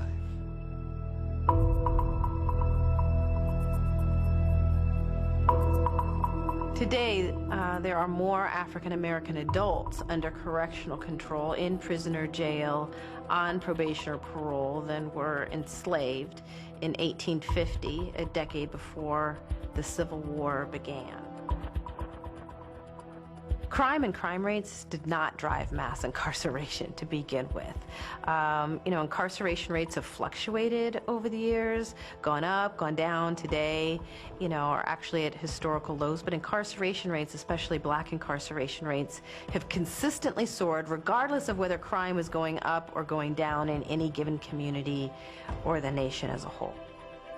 War on drugs, which has been a major engine of mass incarceration, has targeted poor communities of color, especially Black and brown men, even though studies have consistently shown now for decades that people of color are no more likely to use or sell illegal drugs than white. Before 1964, the prison rate in America, the majority of people in prison were white people, were white guys. But the thing is, there was no need to have a strong police presence in the Black community because Black people were already controlled by the basic laws of the land. Black people were already controlled by Jim Crow laws, signs saying Black people drink from this water fountain, Black people couldn't live in this neighborhood. So Black people were just controlled, period, at that time. Now, after the Civil Rights Bill passed in 1964, this is when the police presence became very strong in the Black community, because the average citizen couldn't control Black people like they could before then. So they came up with another strategy and had law enforcement do it. So around 1964, 65, Black communities were flooded with law enforcement. And this is why the Black Panthers was started, because of the police brutality that had started in the Black community. Prisoners themselves represent a small percentage of the population under correctional control. Like today, there's about 7.6 million people under correctional control, but only about 1.3 million are in prison of that. The rest are on probation, parole, in jail, overwhelmingly for minor nonviolent offenses and drug offenses. The problem is that even if you don't get prison time, even if you're lucky enough to get just felony probation, you're saddled for the rest of your life with a felony record. And so the question isn't, in my view, just who's in prison. The question is, who is branded a criminal or felon and must live with that label for the rest of their lives. The people said, well, if we don't need Black labor anymore, what do we do with it? Well, we have to set up a system in the commercial system, or at least incorporate black people into the commercial system so that they make us money without having to do the labor of kicking cotton or picking sugar cane or whatever. We're already past that. So how do we make a more sophisticated plantation where we can keep slaves? Well, let's criminalize pretty much every damn thing that we do. There are over 1 million laws on the books now. Who needs 1 million laws? Unless you want to control people's behavior. The police presence has always been in the black community because we are prisoners of war. That's number one.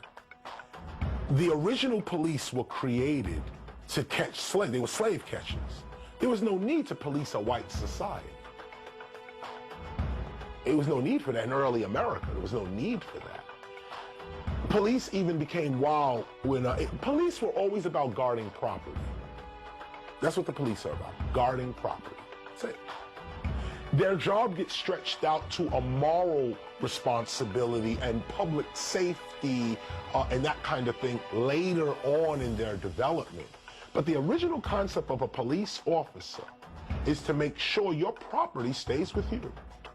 They are hired by the rich, first of all, to protect the rich's property. People of all races who are jobless, especially chronically jobless, are more likely to be violent than those who are not. And ghettoized communities are areas of concentrated poverty and joblessness. So it's not a surprise that there are higher rates of violent crime, and this idea that there's something especially wrong with black men that makes them more likely to be violent, or especially wrong with black culture that leads to high rates of violence, is just disproved by all of the available evidence. If we were to invest in education and job creation in the communities that need it most and eradicate these high levels of joblessness, we would also see the racial disparity and violent crime disappear. A lot of people don't know the original street gangs in America were European immigrants, and the movie Gangs of New York goes into that, how these Europeans came over and they formed the first street gangs in America. And the thing is, they weren't demonized. There was a wave of white crime, where white immigrants coming to the United States who were jobless and poor or engaging in high rates of crime. But the response wasn't, let's lock them all up and throw away the key. The response was, what can we do to save our young men? And they went in and invested in education and job creation and providing social services and a safety net to ensure that these young men did not slip through the cracks, and viewed them as one of us who need to be protected and saved, whereas young black men in ghettoized communities are viewed today as largely disposable. 80% of prisons are found in Republican districts, because you may have a town of, let's say, 20,000 people. Let's say you have 20,000 prisoners in the prison in your community. When it's time to be taxed, when it's time to get money from the government, you have 40,000 people. And even though those other 20,000 never get money that are in prison, they're accounted for in your population. There's extraordinary amount of money being made off of mass incarceration today. I mean, part of it is private prisons, which are making their money, from caging human beings quite directly, but there's also a range of other private corporate interests that are profiting from the prison industry today. Private phone companies that charge prisoners and their families exorbitant rates just to place phone calls and remain in touch with loved ones. Taser gun manufacturers, private health care providers that provide typically abysmal health care to people behind bars, have secured very lucrative contracts, and then, there's private corporations that are now using prison labor, rather than shipping jobs overseas, are actually using prison labor, paying them far less than minimum wage. Many of these furnitures we see in all the state offices and stuff, they're made by brothers and sisters in prison. They try to make it seem like it's just license plate. It's a lot more than that. Then all of them are located in areas where there are farms. And almost all of them are loaned out to work these farms, where they're getting only pennies a day. Slavery. Many of these agencies get rewarded in cash by the millions for the sheer numbers of people swept in for drug offenses, which helps to explain why so many law enforcement agencies go out looking for the so-called low-hanging fruit, stopping, frisking, searching as many people as possible in the hopes of boosting their numbers up and continuing to qualify for funding. Anytime you can put your prison on the stock market, it means you already have a methodology to guarantee the commodity, and the commodity is the imprisoned young black man and woman. You're given a number, and you're warehoused in this cell, and you become a warehouse receipt. So more jails are kept up because the warehouse receipts, and if you don't have anybody in jail, you're not making any money. So you need to keep the jails filled in order for those warehouse receipts to be traded on Wall Street and the insurance companies to be making money each time. Drug markets, much like American society generally, are fairly segregated by race. Black folks typically sell to black folks, Latinos to each other. Drug markets are even segregated by class. You know, university students sell to each other. You know, drug dealing happens in every community of all colors, but those who do time for drug crime are overwhelmingly black and brown. President Richard Nixon was the first to coin the term a war on drugs, but it was President Ronald Reagan, really, who turned that rhetorical war into a literal one. And he declared his drug war in 1982, actually a couple of years before crack first began to ravage inner city communities and become a media sensation. The media frenzy around crack cocaine didn't just happen. It was actually part of, you know, a political campaign conducted by the Reagan administration to sensationalize crack use in inner city communities to boost public support for a drug war they had already declared and persuade Congress to devote millions more dollars to waging it. After crack became a media sensation, harsh mandatory minimum sentences started sailing through Congress, you know, harsh mandatory minimum sentences for minor drug offenses, sentences larger than murderers receive in many other Western democracies. And soon Democrats began competing with Republicans to prove they could be even tougher on them, those people, than their Republican counterparts. And so it was President Bill Clinton who actually escalated the drug war far beyond what Reagan and his Republican predecessors even dreamed possible. There was a representative in Missouri named Chuck Graham, and he had a proposal. He had something called the Life for Life program. And with this program, they wanted to offer prisoners on death row lighter sentences if they were to donate one of their organs or body parts. Well, the war on drugs was part of a grand Republican Party strategy known as the Southern Strategy of using racially coded get-tough appeals on issues of crime and welfare to appeal to poor and working-class whites, particularly in the South, who were anxious about or resentful of many of the gains of African Americans in the civil rights movement. And President Richard Nixon's former chief of staff, Haldeman, described the strategy this way, and I believe I'm recalling the quote correctly. He said, quote, "The whole problem is really the blacks. The key is to devise a system that recognizes this while not appearing to," end quote. The meth epidemic has been severe, and you know, some have argued that the meth epidemic is actually far worse than what the crack epidemic was in terms of the harm that it caused. But you know, there hasn't been any media frenzy associated with the meth epidemic. There has been an increase in the number of whites going to prison for drug offenses since the meth epidemic, but there hasn't been an all-out war waged against, you know, people who are predominantly white, who use and sell meth. It doesn't matter how severe the racial disparities are, unless you have can offer proof of conscious intentional bias tantamount to an admission of racial bias by a law enforcement official. You can't even state a claim for racial bias in the criminal justice system today, which presents a bit of a challenge since most law enforcement officials, like the rest of us, know better than to state our racial biases out loud. A police officer isn't going to say, "Yes, Your Honor, the reason I stopped him was, well, because he was black." People look at it as a civil rights violation, but it's really a human rights violation, because it's criminal what they're doing to black people on a mass scale, criminalizing the image of black people and railroading them into a jail system really for profit. That's slavery, and that's a human rights issue, and black people need to start treating that as a human rights issue. So we shouldn't go to the courts here, because the courts here are in cahoots with the private organizations that's railroading all of these black men into the prison system. So if black people are going to do anything, they need to take this fight to the world court, to the world stage. Well, I do think mass incarceration is a human rights issue, a human rights crisis.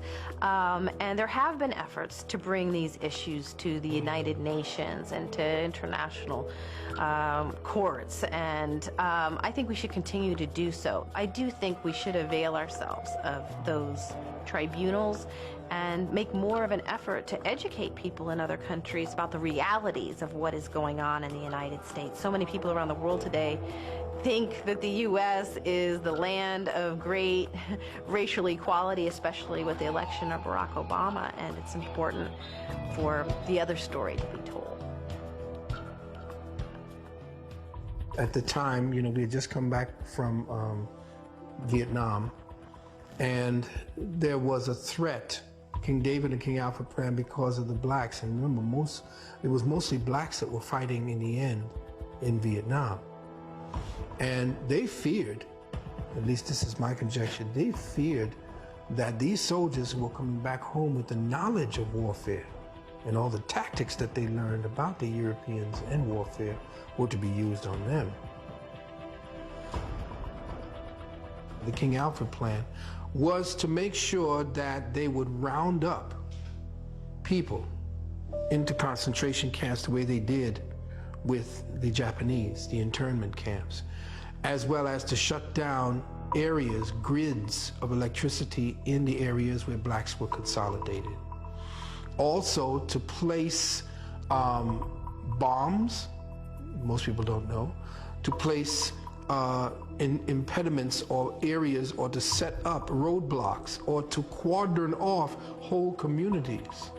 Freeway systems in black areas are designed to really regulate the community. For example, out here in Los Angeles, South Central LA is really surrounded by 4 freeways. It's surrounded by the 10 freeway, the 110, the 405 freeway, and the 105 freeway. During the LA riots in 1992, a lot of people don't know that they actually shut the freeways down, and they were going to start bringing in the National Guard, where they actually did bring in the National Guard. So the black community, they always have freeway systems there because they never know when they need to implement that King Alfred plan, when they need to go in there with military tanks, if there's some racial insurrection, and really suppress the black community. So that's one of the reasons for the freeway systems being directly on top of the black communities around the country. And every black community in America got expressways that went right through them, destroyed them. If you want to find out where the old black communities used to be, go into the city and find the expressways. There's a direct relationship between having the businesses and being in prison. Go see how many Asians you can find in American prisons. You ain't gonna be in there. But 51% of your prison will be black because blacks don't have any businesses and industries. There's a direct link. Blacks won't practice group economics. Blacks won't practice group politics. If you don't practice, you're setting yourselves up. I told that 5-story building, you're setting yourself to get wiped out. Understand the nature of race, which is economics. If you build the first floor, it's economic. Build your businesses and your industries. Control business and industry, and put that pools in your money, and hold that money, and practice group economics with it. Arab and Asian money bounces 12 to 13 times what it leaves. Jewish money bounces 18 times. Black folk got to learn how to practice group economics. Black Americans spend every penny they get outside their own community. Then you take the money and the wealth that you get from that first floor and go to the second floor. The second floor is politics. You then take that money on the first floor and you control your politics. Black folk must quit allowing people to tell them to go out and vote. Vote for what? Nobody's going to do anything for black folk in politics. Politics is controlled by money, major corporations who got the money. That's what controls politics. If you have no money, you have no say-so, you have no benefits coming. So you take your money and you control, and you take your money from the first floor, you buy every politician on the second floor. And then the politician you can't buy, you rent or lease them to get what you need. Then once you get the second floor under control with the politician, with your money, then you go to the third floor. The third floor then is the police department and the court system. You take your money from the first floor and your politics on the second floor, and you control the court system and the police departments. Then the fourth floor, then is media. You then take the money that you generate off the first floor from business and industries, and you go after radio stations, TV stations, newspapers, and cable systems, so that you can now inform and communicate with your own people. Right now, black folk own and control less than 35 thousandths of 1% of the media in the United States. Out of 12,000 radio stations, black folk own about something like about 75, 80. That's all. You own no cable systems. You don't have a daily newspaper. You have nothing of importance. You got about one black TV station. And so you can't communicate with your people, you can't inform your people, you can't do anything. You can have Rush Limbaugh and all the rest of the guys talking about racism all day long and bad-mouthing you, and O'Reilly's. They can call black folk all kind of names all day long. What are you going to do? You can't respond. You can't even communicate with your own people because you don't have an economic base. 51% of all the prisoners in the United States are black people. Even though you only make up 12% of the population. That's no accident. It's because you don't control the economics and the politics. And they're going to go after the weakest people they can get their hands on to incarcerate them. That's the black folk. And what are you going to do in response to it when they over-incarcerate you? You're going to go out and have a march, a demonstration. We're going to march. March for what? Who cares? Marching, they never changed anything. The prison industrial complex is not going to work. Because you cannot put people in prison that way naturally. It'll last a while. Have your fun. But within 100 years, that's not going to exist. I believe white supremacy was born to die, and everything it does in its ignorant arrogance kills itself. It's meant to die. And what they're doing is they're setting up their own suicide by doing that to other human beings. Some of the most gifted human beings I've met were in prison. Some of the most gifted human beings I've ever met have been in special education. And to think that those young people, male and female, could be educated to cure cancer, to go into outer space, to build things that our community needs, but you'd rather put them in prison because of the color of their skin, what goes around comes around. You shall reap what you sow.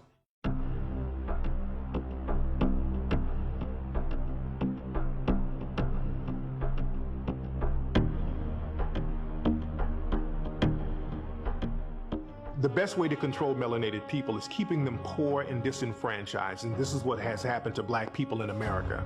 There's a reason why black people have been economically undermined, because it's very easy to control poor people. When people are poor, you can do whatever you want to them, and they won't have the economic power to fight back. They won't have the economic power to put a politician into power to help them out.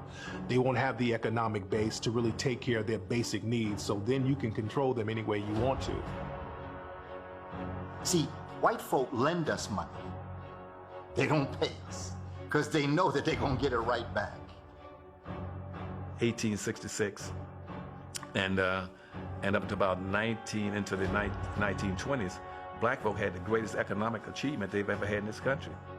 Even though it didn't occur under integration, it occurred under segregation. Those black folk had managed to acquire over 20 million acres of land, according to the United States Census in 1920. 20 million acres of land. But between 1920s and 1950s, they lost almost all of it. Back in the 1920s up to the 1940s, we had black broom factories, we had black mattress factories. Almost every black major city had at least 2 cab companies. We had black bus companies, we had black shipyard up here in Baltimore.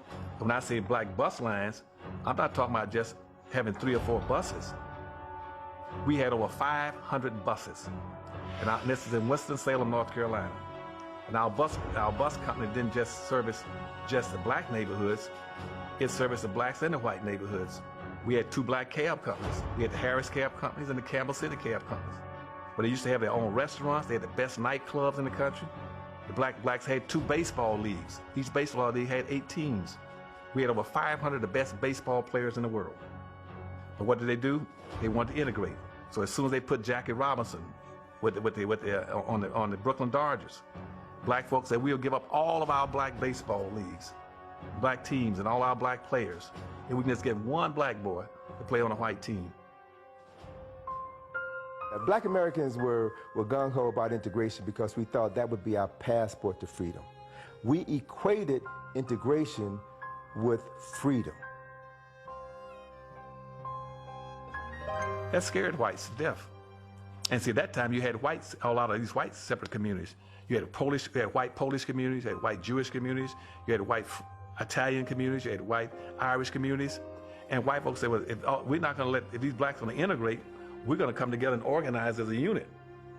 And so white folks then dropped all their little communities and said, no, we're going to organize as a one white bloc. We're not going to talk about I'm being Polish and you're Irish and German anymore. We ain't going to do that anymore. We're going to stick together as a group. Because we're not going to let all these blacks come and penetrate us.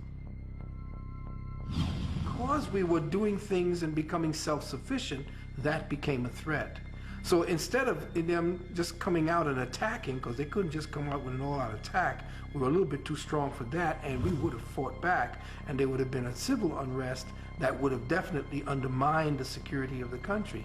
Instead, they said, well, let's invite them into a place that they've always coveted, and that is into the white estuaries of power, into the white citadels of power. Let us make sure we bring them in and incorporate them to us, and therefore, being that they're going to have to buy their facilities and all their materials from us, they're going to have to interface with us anyway, they're going to dress like us, act like us, and we will take the best of what they have and capitalize eventually and take it over. We will have quelled or stopped any threat or competition to our business, and that's exactly what they did. So black folks stripped themselves of all their resources, they stripped themselves of their unity, they stripped themselves of the role model when all blacks used to live together. Then they had their own role models. All the doctors and lawyers and teachers with the black lived all together. You had a sense of community. You knew each other, you trusted each other, you worked with each other, you participated with each other. You learned how to buy from each other, to sell each other, to support each other, to care about each other, to love each other.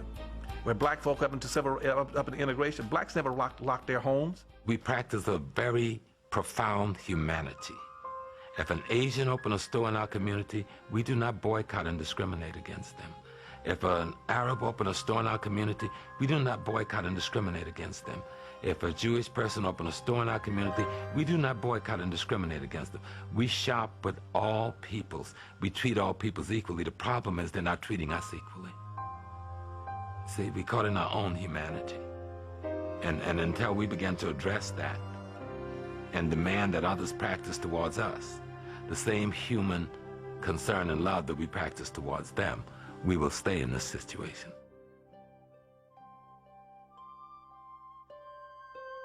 Durham, North Carolina was the most progressive and best black Wall Street we had in America.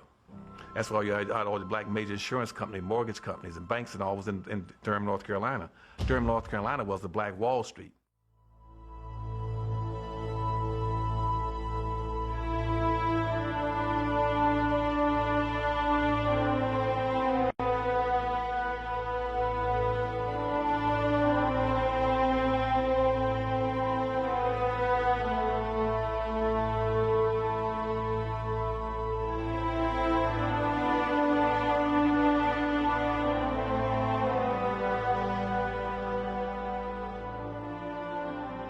Tulsa race riot, and it wasn't really a race riot because the people who rioted were the whites, not the Africans. The Africans defended their territory, they defended their stores and their businesses and their families, but they were destroyed by the whites who were envious of the economic power base that they had developed. And so you'll find that the disturbance ended when the sheriff of Tulsa commandeered a plane and had the pilot fly over the black community and drop sticks of dynamite. So Tulsa became the first city in the world that was bombed from the air. It was also a way to destroy the ability for a black competition, because essentially the world knew what was happening in the United States to black people, and they were going to give deference to black businesses, in Europe even, because France was ready to do business with Tulsa, Oklahoma. England was ready to do business with Tulsa, Oklahoma, except there are certain parts in Parliament that did not want that. Canada was ready to do business. South America was ready to do business with South. All of Africa, we were ready to essentially undermine what those cotton plantations had built up in the form of commerce for the United States. And they had to make sure that that was destroyed. There was a group from Tulsa, an R&B group from Tulsa, the Gap Band. Had a song called You Dropped the Bomb on Me, Baby. It's about the Tulsa riot. Gap Band, GAP. GAP are the initials for the streets Greenwood, Archer, and Pine, which was the hub of Black Tulsa Business District.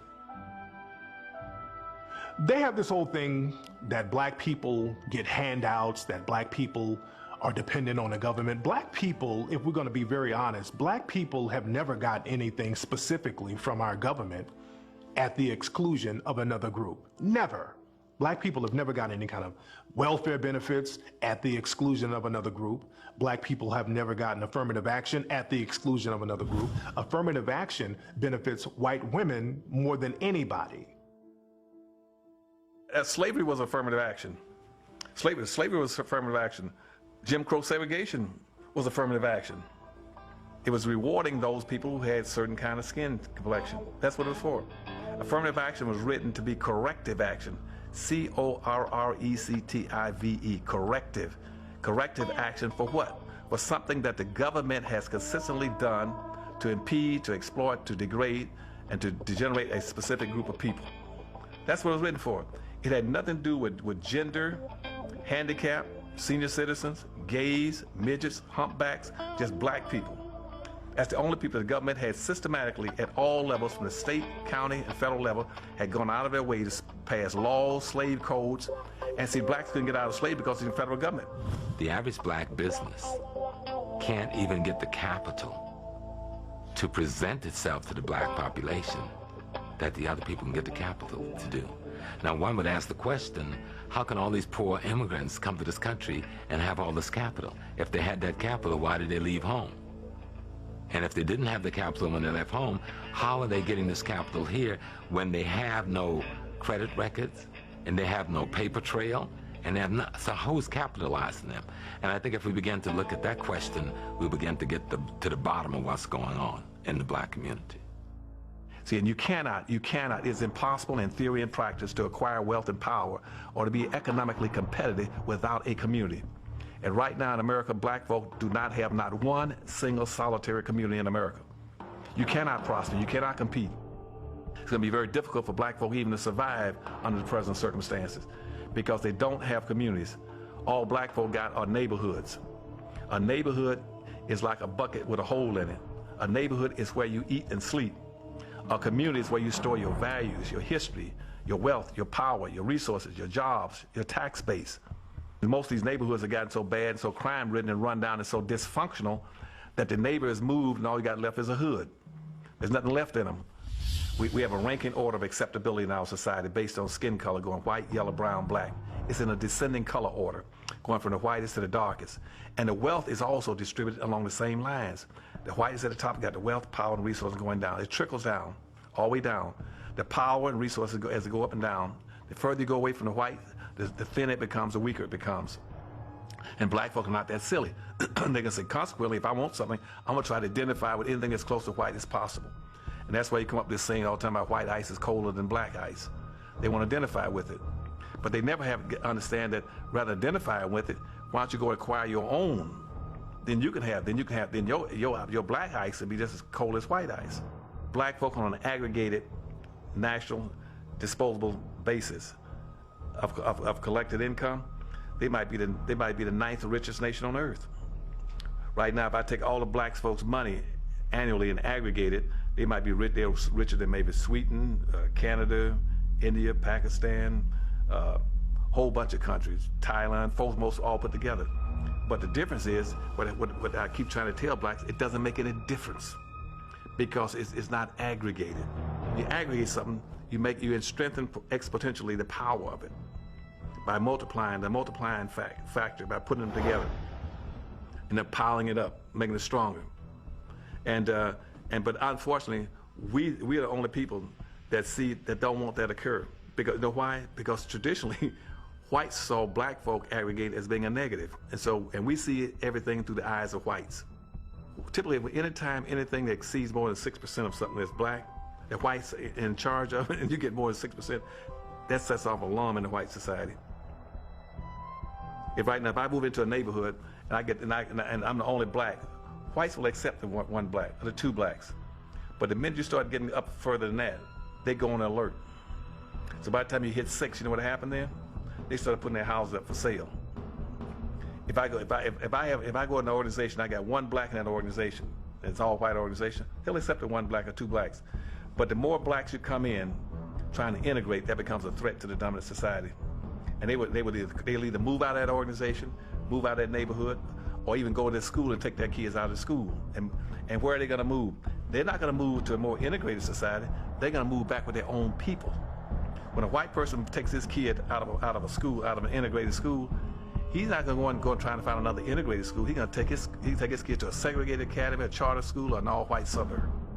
If you went back to, the 1500s, slavery's in full effect, okay? And you go to a slave or an African and you say right there, while he's picking the cotton, right there, yo, man, what you think about this whole situation you in right now? You're going to get 2 types of people. You're going to get 3. You're going to get one type of person say, what situation? I'm just picking cotton.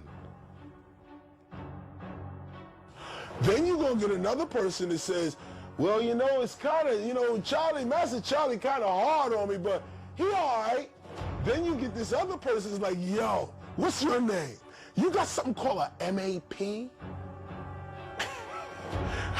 I'm trying to get out of here.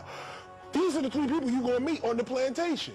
In the 1500, these are the 3 people you're going to meet. I don't know what I'm doing here. I don't care that I'm here, and I'm trying to get the hell out of here. Come now, 2012. Ask a person in any job situation, where they go, you're going to be 3 types of people.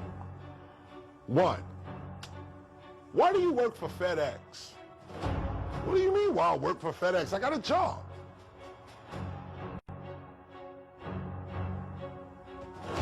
Why do you work for FedEx? Well, it is hard hours, man. It's long. I've been driving this truck. It's crazy, but it's the best I can do right now, and I get a good check.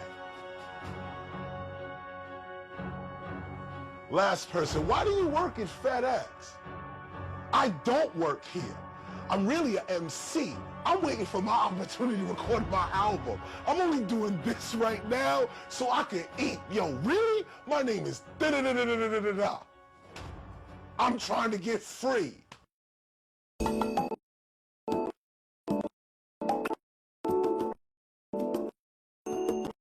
The colors, they're not lost. They're hidden. Lost you may never find. Hidden you just gotta look for.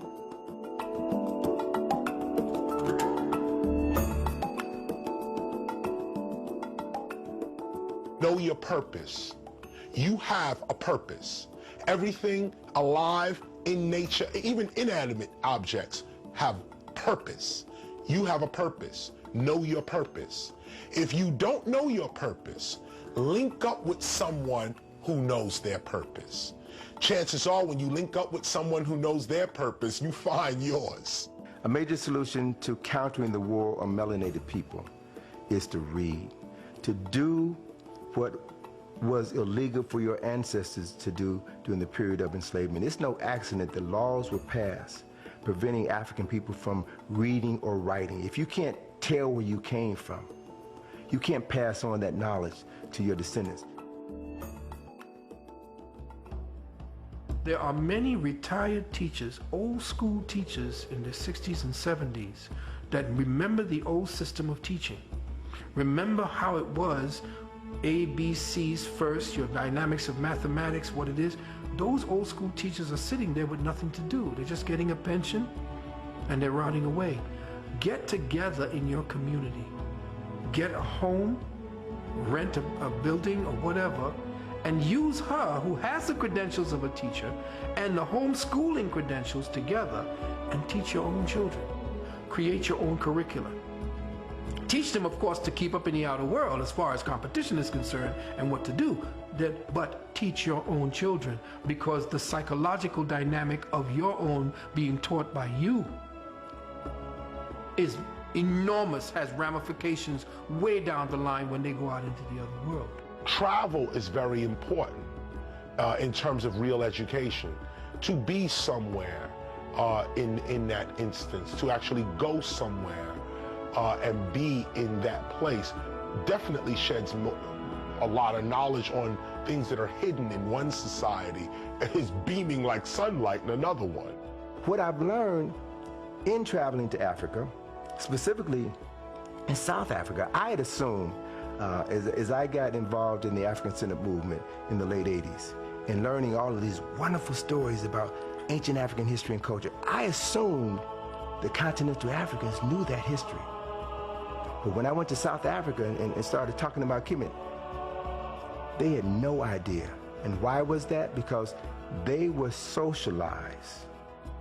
We hear about the Asian scramble for Africa. We hear about the East Indian scramble, the European scramble for Africa. There should be an African-American scramble for Africa. We should be going into Africa with our finances organized and saying, guess what? We're going to invest in this oil. Here's $5 million up front. Okay, show us a budget on paper. What do you need for the refineries? Okay, what are they going to cost? Where are you going to purchase them from? We're going to invest in that. We're going to invest in the diamonds. Enough of De Beers and Oppenheimer. Okay, we're going to sell our own diamonds. Isn't it amazing that 90% of the world's diamonds comes out of the ground of Africa, and there's not a black man on earth who sells diamonds anywhere? Ghanaian chiefs came together in ceremonies with African Americans. I was there, I saw it with my own eyes.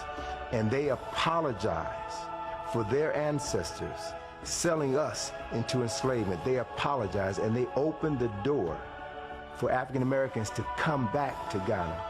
And the Ghanaian government passed legislation giving land and citizenship to any African American who wanted to come back to Ghana. And hundreds, if not thousands, have taken them up on that offer. During the administration of Jimmy Carter, Zbigniew Brzezinski wrote a white paper that was sent to all State Department agencies that everything in their power had to be done to keep African Americans and Africans from uniting politically, culturally, or economically. Sisters and brothers on the continent are told, don't mess with those African Americans. They do drugs, they're violence, they don't respect themselves, they don't respect their women. And I've been told by people who come here as students and what have you, that their parents are warned. Tell their children, don't mess around with those African Americans. Bad things will happen to you.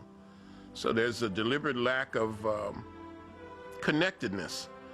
And I think that the powers that be understand the potential of the link-up between Africans in the diaspora and Africans at home.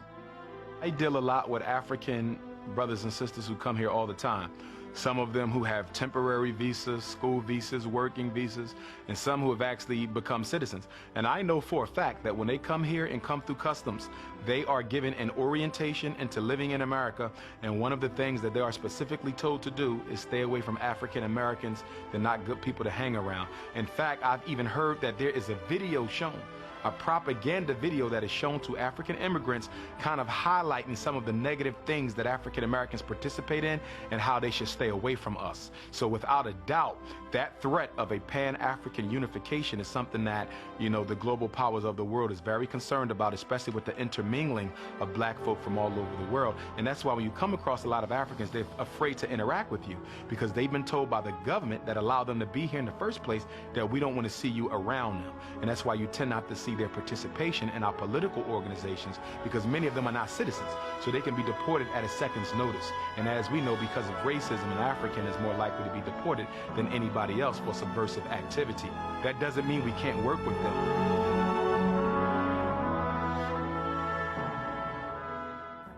How do you fix it? You have to govern yourself. Nation building begins with governing your family. Black men, stay home. You don't have to be at the bar every week. You ain't gotta be out with the buddies. Tend to your wife and your children. Make them the priority in your life and govern your family. Link with other men that are governing their families.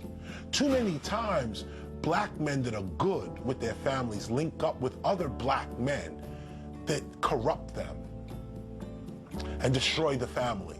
The only way a nation can be built is if the family is intact. A nation is a bunch of united families. That's what a nation is. Once you build those things, learn how to start practicing group economics. Group economics means that every nickel, every dollar, penny comes in your hands, make sure it revolves around and goes to other black folks' hands at least 8 to 12 times before it leaves. That means if you got a black community, a dollar comes in, you go down to the black grocery store and buy your black groceries.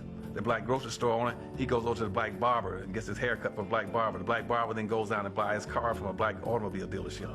The black automobile dealership then goes ride in a black cab. And you understand what I'm saying? The black community doesn't need any new leaders. Black people just have to get on the same page with one another and black people will be all right. The thing is, there's no gay leader. The gay community just happens to be on the same page with one another and they know how to get their needs met. There's no Jewish leader. There's no white leader. White people, Jewish people, all of these groups, they just happen to be on the same page and this is where their strength comes from and they know how to get their needs met. The thing is, black people, we're too divisive among each other. So we have to get on the same page and that will alleviate many of our problems right there. Go back to all those black and white films where you saw the Klan marching on Washington. Thousands of white men in hooded robes marching. Where are all those robes today? So they burned them all. This is what baffles me about American society. Who cleans these robes? These robes are not machine washable. They got patches and stuff on them. You got to take it to the cleaners. Who's upgrading and mending, sewing, and keeping all those robes in material existence to this day? Who's doing that work? Who's doing it? Where the robes go? Why you can't get one on auction? Why you don't see one at the Salvation Army? Thrift shop, Klan robe at the thrift shop. Somebody turned it in.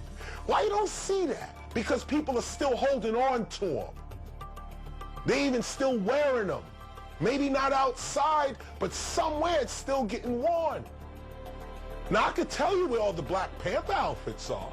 They got holes in them with red liquid all over them. I can tell you where the guns went. The cops took them after they shot this guy. Come on. Fred Hampton, I can tell you where his guns went. We know what happened to our movements. What happened to the other one? I would say that what you do for yourself depends on what you think of yourself.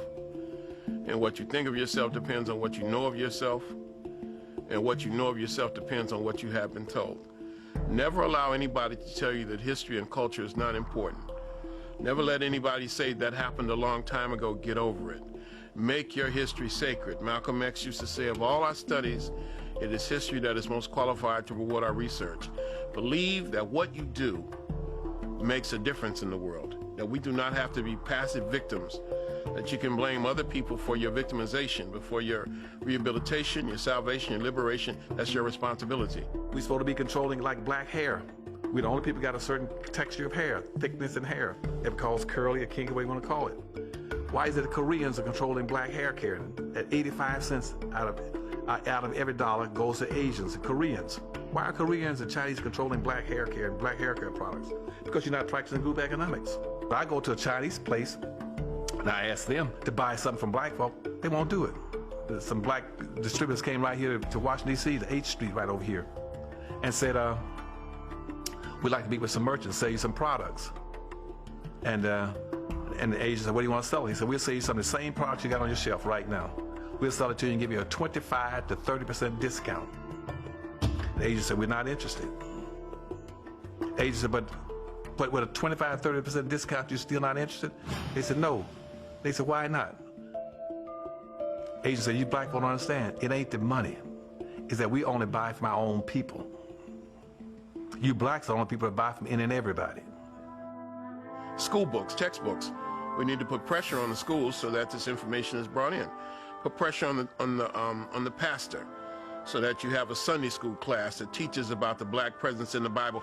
All kinds of basic things that we can do. I don't think it's rocket science. I think it's just a matter of us sitting down and strategizing and then implementing those strategies. The thing is, you can alter nature temporarily. If you tame an animal, you can tame a wild animal to do circus tricks, but after a while, that animal is going to turn on you and go back to its original nature. You can travel around the world and you see societies that are engulfed in trees, vines. Nature has engulfed certain vast civilizations. Certain civilizations are covered in sand. Nature has taken back over. Certain civilizations are immersed underwater. Nature has taken back over. So again, you can alter nature temporarily, but nature will always triumph. Nature will always win. Melanin is nature. Civil rights is a waste of time. Because again, you're using a very broad term. If you see these women groups out here, what are they doing? They're looking for women's rights. What are you looking for? They're looking for veteran rights. What are you looking for? I'm looking for Indian rights. What are you looking for? I'm looking for Hispanic rights. What are you looking for? I'm looking for Arab rights. What are you looking for? I'm looking for gay rights. Until you get to black folk. They're not looking for, they're looking for civil rights. Who in the world is civil?